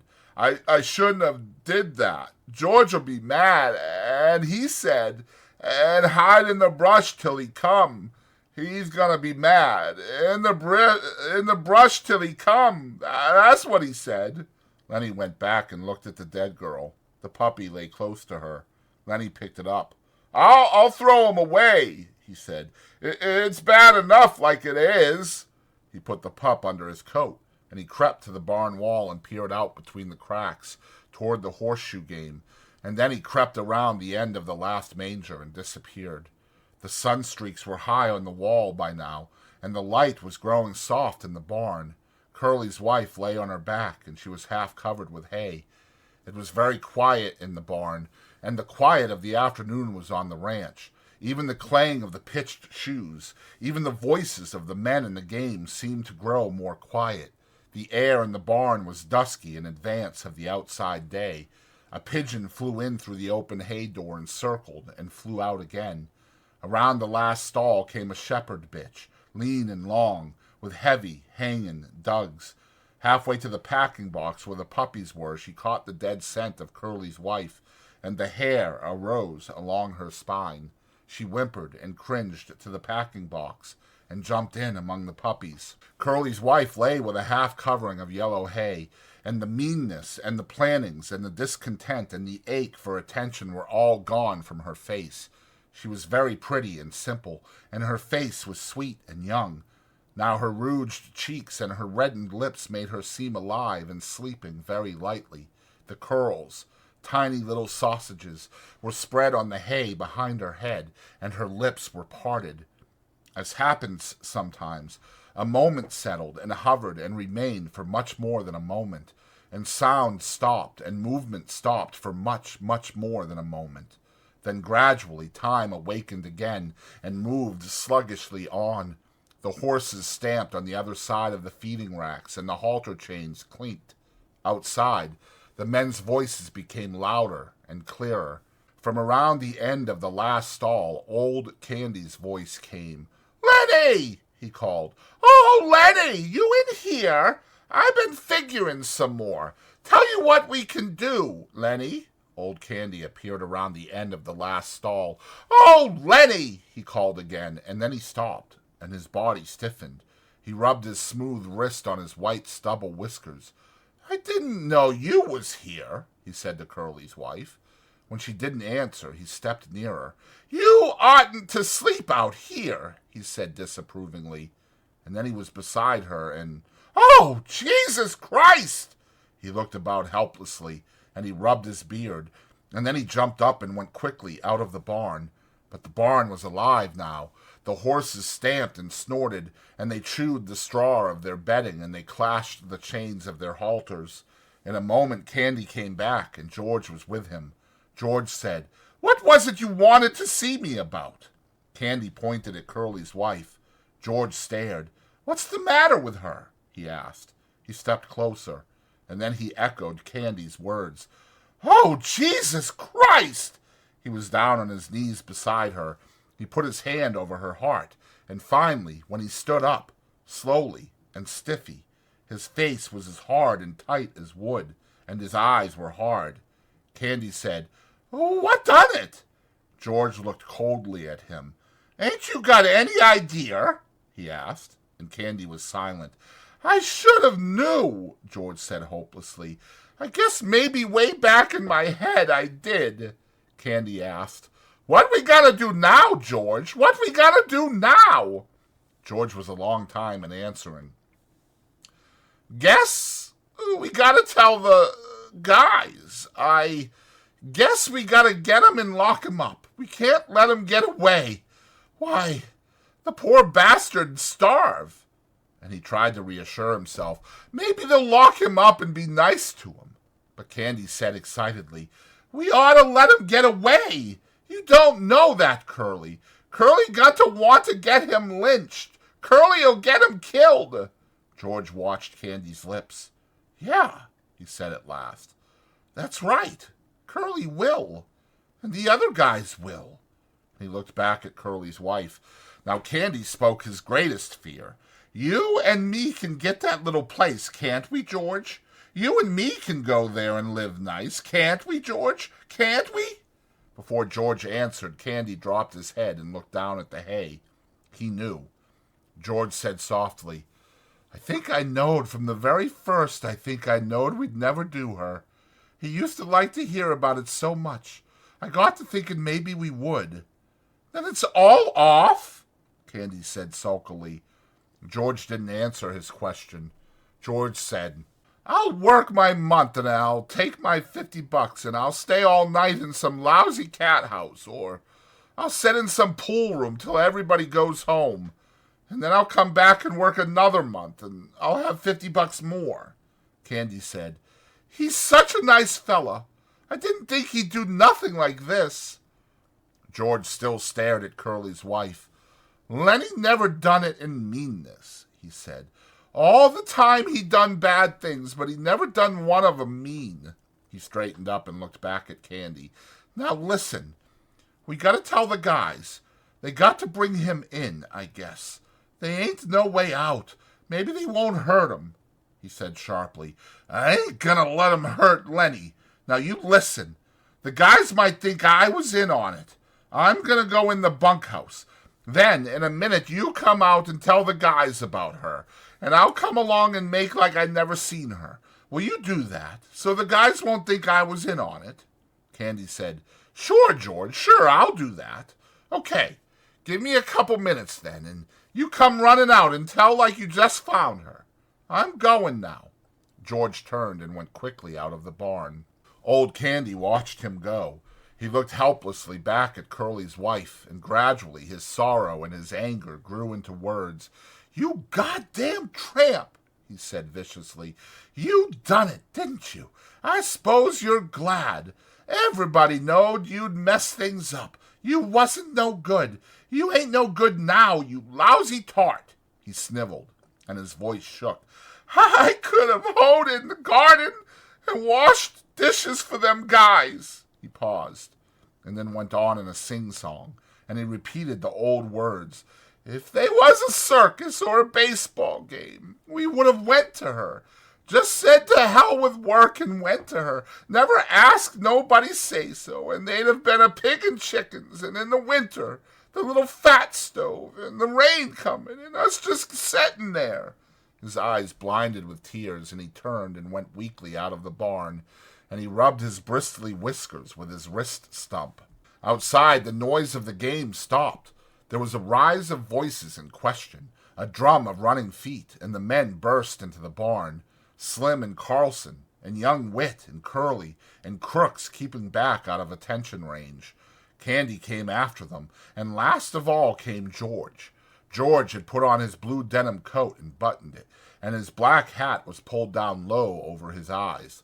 The men raced around the last stall. Their eyes found Curly's wife in the gloom. They stopped and stood still and looked.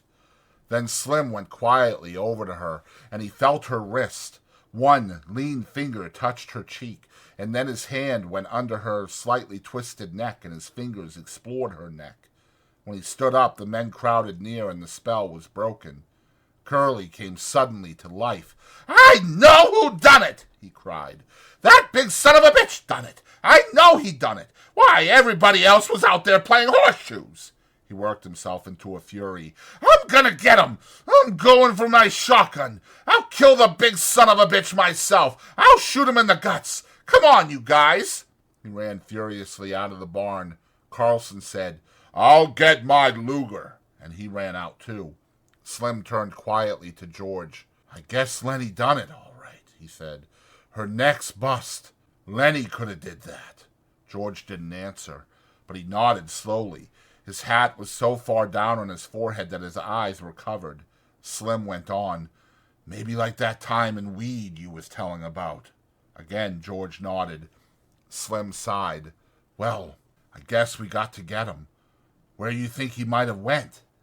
It seemed to take George some time to free his words. He would have went south, he said. We come from north, so he would have went south. I guess we gotta get him, Slim repeated. George stepped close. Couldn't we bring him in and they'll lock him up? He's nuts, Slim. He never done this to be mean. Slim nodded. We might, he said. If we could keep Curly in, we might. But Curly's gonna want to shoot him. Curly's still mad about his hand. And suppose they lock him up and strap him down and put him in a cage. That ain't no good, George. I know, said George. I know. Carlson came running. The bastard stole my Luger, he shouted. It ain't in my bag. Curly followed him, and Curly carried a shotgun in his good hand. Curly was cold now. All right, you guys, he said. The Negro's got a shotgun. You take it, Carlson. When you see hern, don't give him no chance. Shoot for his guts. That'll double him over. Wit said excitedly, I ain't got no gun. Curly said, you go in Soledad and get a cop. Get Al Welts. He's deputy sheriff. Let's go now. He turned suspiciously on George. You're coming with us, fella. Yeah, said George. I'll come. But listen, Curly, the poor bastard's nuts. Don't shoot him. He didn't know what he was doing. Don't shoot him, Curly cried. He got Carlson's Luger. Course we'll shoot him. George said weakly, maybe Carlson lost his gun. I seen it this morning, said Carlson. No, it's been took. Slim stood looking down at Curly's wife. He said, Curly, maybe you better stay here with your wife. Curly's face reddened. I'm going, he said. I'm going to shoot the guts out of that big bastard myself, even if I only got one hand. I'm going to get him. Slim turned to Candy. You stay here with her then, Candy. The rest of us better get going. They moved away. George stopped a moment beside Candy, and they both looked down at the dead girl until Curly called, "You, George! You stick with us so we don't think you had nothing to do with this." George moved slowly after them, and his feet dragged heavily, and when they were gone, Candy squatted down in the hay and watched the face of Curly's wife. "Poor bastard," he said softly. The sound of the men grew fainter. The barn was darkening gradually, and, in their stalls, the horses shifted their feet and rattled the halter chains. Old Candy lay down in the hay and covered his eyes with his arm. Chapter 6. The deep green pool of the Salinas River was still in the late afternoon. Already the sun had left the valley to go climbing up the slopes of the Gabilan Mountains, and the hilltops were rosy in the sun. But by the pool, among the mottled sycamores, a pleasant shade had fallen. A water snake glided smoothly up the pool, twisting its periscope head from side to side, and it swam the length of the pool and came to the legs of a motionless heron that stood in the shallows. A silent head and beak lanced down and plucked it out by the head, and the beak swallowed the little snake while its tail waved frantically. A far rush of wind sounded, and a gust drove through the tops of the trees like a wave. The sycamore trees turned up their silver sides. The brown, dry leaves on the ground scudded a few feet, and row on row of tiny wind waves flowed up the pool's green surface. As quickly as it had come, the wind died, and the clearing was quiet again. The heron stood in the shallows, motionless and waiting. Another little water snake swam up the pool, turning its periscope head from side to side. Suddenly Lenny appeared out of the brush, and he came as silently as a creeping bear moves. The heron pounded the air with its wings, jacked itself clear of the water, and flew off downriver. The little snake slid in among the reeds at the pool's side. Lenny came quietly to the pool's edge. He knelt down and drank, barely touching his lips to the water. When a little bird skittered over the dry leaves behind him, his head jerked up and he strained toward the sound with eyes and ears until he saw the bird, and then he dropped his head and drank again.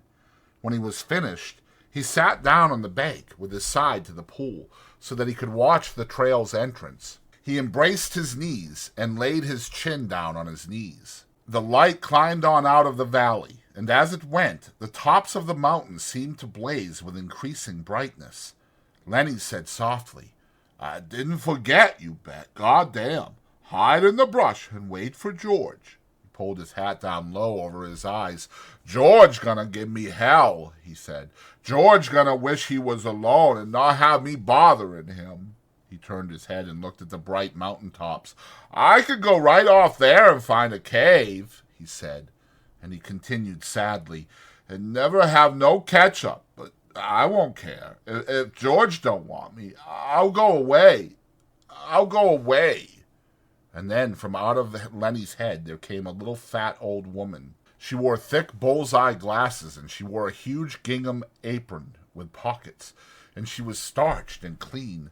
She stood in front of Lenny and put her hands on her hips, and she frowned disapprovingly at him. And when she spoke, it was in Lenny's voice. "I told you," she said. "I told you. Mind George because he's such a nice fella and good to you. But you don't never take no care. You do bad things." And Lenny answered her, "I tried, Aunt Clara, ma'am. I tried and tried. I couldn't help it. You never give a thought to George," she went on in Lenny's voice. "He been doing nice things for you all the time. When he got a piece of pie, you always got half or more than half. And if there was any ketchup, why, he'd give it all to you." "I know," said Lenny miserably. "I tried, Aunt Clara, ma'am. I tried and tried," she interrupted him. "All the time he could have had such a good time if it wasn't for you. He would have took his pay and raised hell in a whorehouse, and he could have sat in a pool room and played snooker. But he got to take care of you." Lenny moaned with grief. "I know, Aunt Clara, ma'am. I'll go right off in the hills and I'll find a cave and I'll live there so I won't be no more trouble to George." "You just say that," she said sharply. You're always saying that, and you know, son of a bitch, and well, you ain't never gonna do it. You'll just stick around and stew the bejesus out of George all the time. Lenny said, I might just as well go away. George ain't gonna let me tend no rabbits now. Aunt Clara was gone, and from out of Lenny's head there came a gigantic rabbit. It sat on its haunches in front of him, and it waggled its ears and crinkled its nose at him, and it spoke in Lenny's voice too. 10 rabbits, it said scornfully. You crazy bastard. You ain't fit to lick the boots of no rabbit. You'd forget 'em and let 'em go hungry. That's what you'd do. And then what would George think? I would not forget, Lenny said loudly. The hell you wouldn't, said the rabbit. You ain't worth a greased jackpin to ram you into hell. Christ knows George done everything he could to jack you out of the sewer, but it don't do no good. If you think George gonna let you 10 rabbits, you're even crazier than usual. He ain't. He's gonna bear hell out of you with a stick. That's what he's gonna do. Now Lenny retorted belligerently. He ain't neither. George won't do nothing like that. I've knew George since I forget when, and he ain't never raised his hand to me with no stick. He's nice to me. He ain't gonna be mean. Well, he's sick of you, said the rabbit. He's gonna beat hell out of you and then go away and leave you. He won't, Lenny cried frantically. He won't do nothing like that. I know George. Me and him travels together. But the rabbit repeated softly over and over, He gonna leave you, you crazy bastard. He gonna leave you all alone. He gonna leave you, crazy bastard. Lenny put his hands over his ears. He ain't, I tell you he ain't. And he cried, Oh, George, George, George. George came quietly out of the brush, and the rabbit scuttled back into Lenny's brain. George said quietly, What the hell are you yelling about? Lenny got up on his knees. You ain't gonna leave me, are you, George? I know you ain't. George came stiffly near and sat down beside him. No, I knowed it, Lenny cried. You ain't that kind. George was silent. Lenny said, George. Yeah, I done another bad thing. It don't make no difference, George said, and he fell silent again. Only the topmost ridges were in the sun now. The shadow in the valley was blue and soft. From the distance came the sound of men shouting to one another. George turned his head and listened to the shouts. Lenny said, George? Yeah. Ain't you gonna give me hell? Give you hell?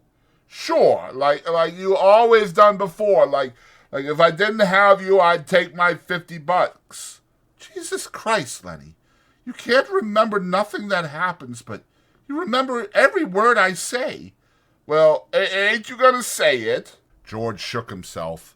He said woodenly, If I was alone, I could live so easy. His voice was monotonous, had no emphasis. I could get a job and not have no mess. He stopped. Go on, said Lenny. And when the end of the month come, I could take my $50 and go to a cat house. He stopped again. Lenny looked eagerly at him. Go on, George. Ain't you gonna give me no more hell? No, said George. Well, I can go away, said Lenny. I'll go right off in the hills and find a cave if you don't want me. George shook himself again. No, he said. I want you to stay with me here. Lenny said craftily, Tell me like you done before. Tell you what? About the other guys and about us, George said. Guys like us got no family. They make a little stake and then they blow it in. They ain't got nobody in the world that gives a hoot in hell about 'em. But not us, Lenny cried happily. Tell about us now. George was quiet for a moment. But not us, he said. Because I got you and I got you. We got each other, that's what. That gives a hoot in hell about us, Lenny cried in triumph. The little evening breeze blew over the clearing, and the leaves rustled, and the wind waves flowed up the green pool, and the shouts of men sounded again, this time much closer than before. George took off his hat. He said shakily, "Take off your hat, Lenny. The air feels fine." Lenny removed his hat dutifully and laid it on the ground in front of him. The shadow in the valley was bluer, and the evening came fast. On the wind, the sound of crashing in the brush came to them. Lenny said, "Tell how it's gonna be." George had been listening to the distant sounds. For a moment he was businesslike. "Look across the river, Lenny, and I'll tell you so you can almost see it." Lenny turned his head and looked off across the pool and up the darkening slopes of the Gabalands. "We gonna get a little place," George began. He reached in his side pocket and brought out Carlson's Luger. He snapped off the safety, and the hand and gun lay on the ground behind Lenny's back. He looked at the back of Lenny's head, at the place where the spine and skull were joined. A man's voice called up from the river, and another man answered. "Go on," said Lenny. George raised the gun, and his hand shook, and he dropped his hand to the ground again. "Go on," said Lenny. "How's it gonna be? We're gonna get a little place. We'll have a cow," said George. "And we'll have maybe a pig and chickens, and down the flat we'll have a little piece. Alfalfa." "For the rabbits," Lenny shouted. "For the rabbits," George repeated. "And I get to tend the rabbits." "And you get to tend the rabbits." Lenny giggled with happiness. "And live on the fat of the land." "Yes." Lenny turned his head. "No, Lenny, look down there, across the river, like you can almost see the place." Lenny obeyed him. George looked down at the gun. There were crashing footsteps in the brush now. George turned and looked toward them. "Go on, George. When we gonna do it?" "I'm gonna do it soon. Me and you. You and me. Everybody gonna be nice to you. Ain't gonna be no more trouble. Nobody gonna hurt nobody nor steal from 'em." Lenny said, "I thought you was mad at me, George." "No," said George. No, Lenny, I ain't mad. I never been mad, and I ain't now. That's the thing I want you to know." The voices came close now. George raised the gun and listened to the voices. Lenny begged, "Let's do it now. Let's get that place now." "Sure, right now. We gotta. And George raised the gun and steadied it, and he brought the muzzle of it close to the back of Lenny's head. The hand shook violently, but his face set and his hand steadied. He pulled the trigger. The crash of the shot rolled up the hills and rolled down again. Lenny jarred, and then settled slowly forward to the sand, and he lay without quivering. George shivered and looked at the gun, and then he threw it from him, back up on the bank, near the pile of old ashes. The brush seemed filled with cries and with the sound of running feet. Slim's voice shouted, "George! Where you at, George?" But George sat stiffly on the bank and looked at his right hand that had thrown the gun away. The group burst into the clearing, and Curly was ahead. He saw Lenny lying on the sand. "Got him! By God!" He went over and looked down at Lenny, and then he looked back at George. "Right in the back of the head," he said softly. Slim came directly to George and sat down beside him, sat very close to him. "Never you mind," said Slim. "A guy got to sometimes." But Carlson was standing over George. "How'd you do it?" he asked. "I just done it," George said tiredly. "Did he have my gun?" "Yeah, he had your gun." "And you got it away from him, and you took it and you killed him?" "Yeah, that's how." George's voice was almost a whisper. He looked steadily at his right hand that had held the gun. Slim twitched George's elbow. "Come on, George. Me and you'll go in and get a drink." George let himself be helped to his feet. "Yeah, a drink."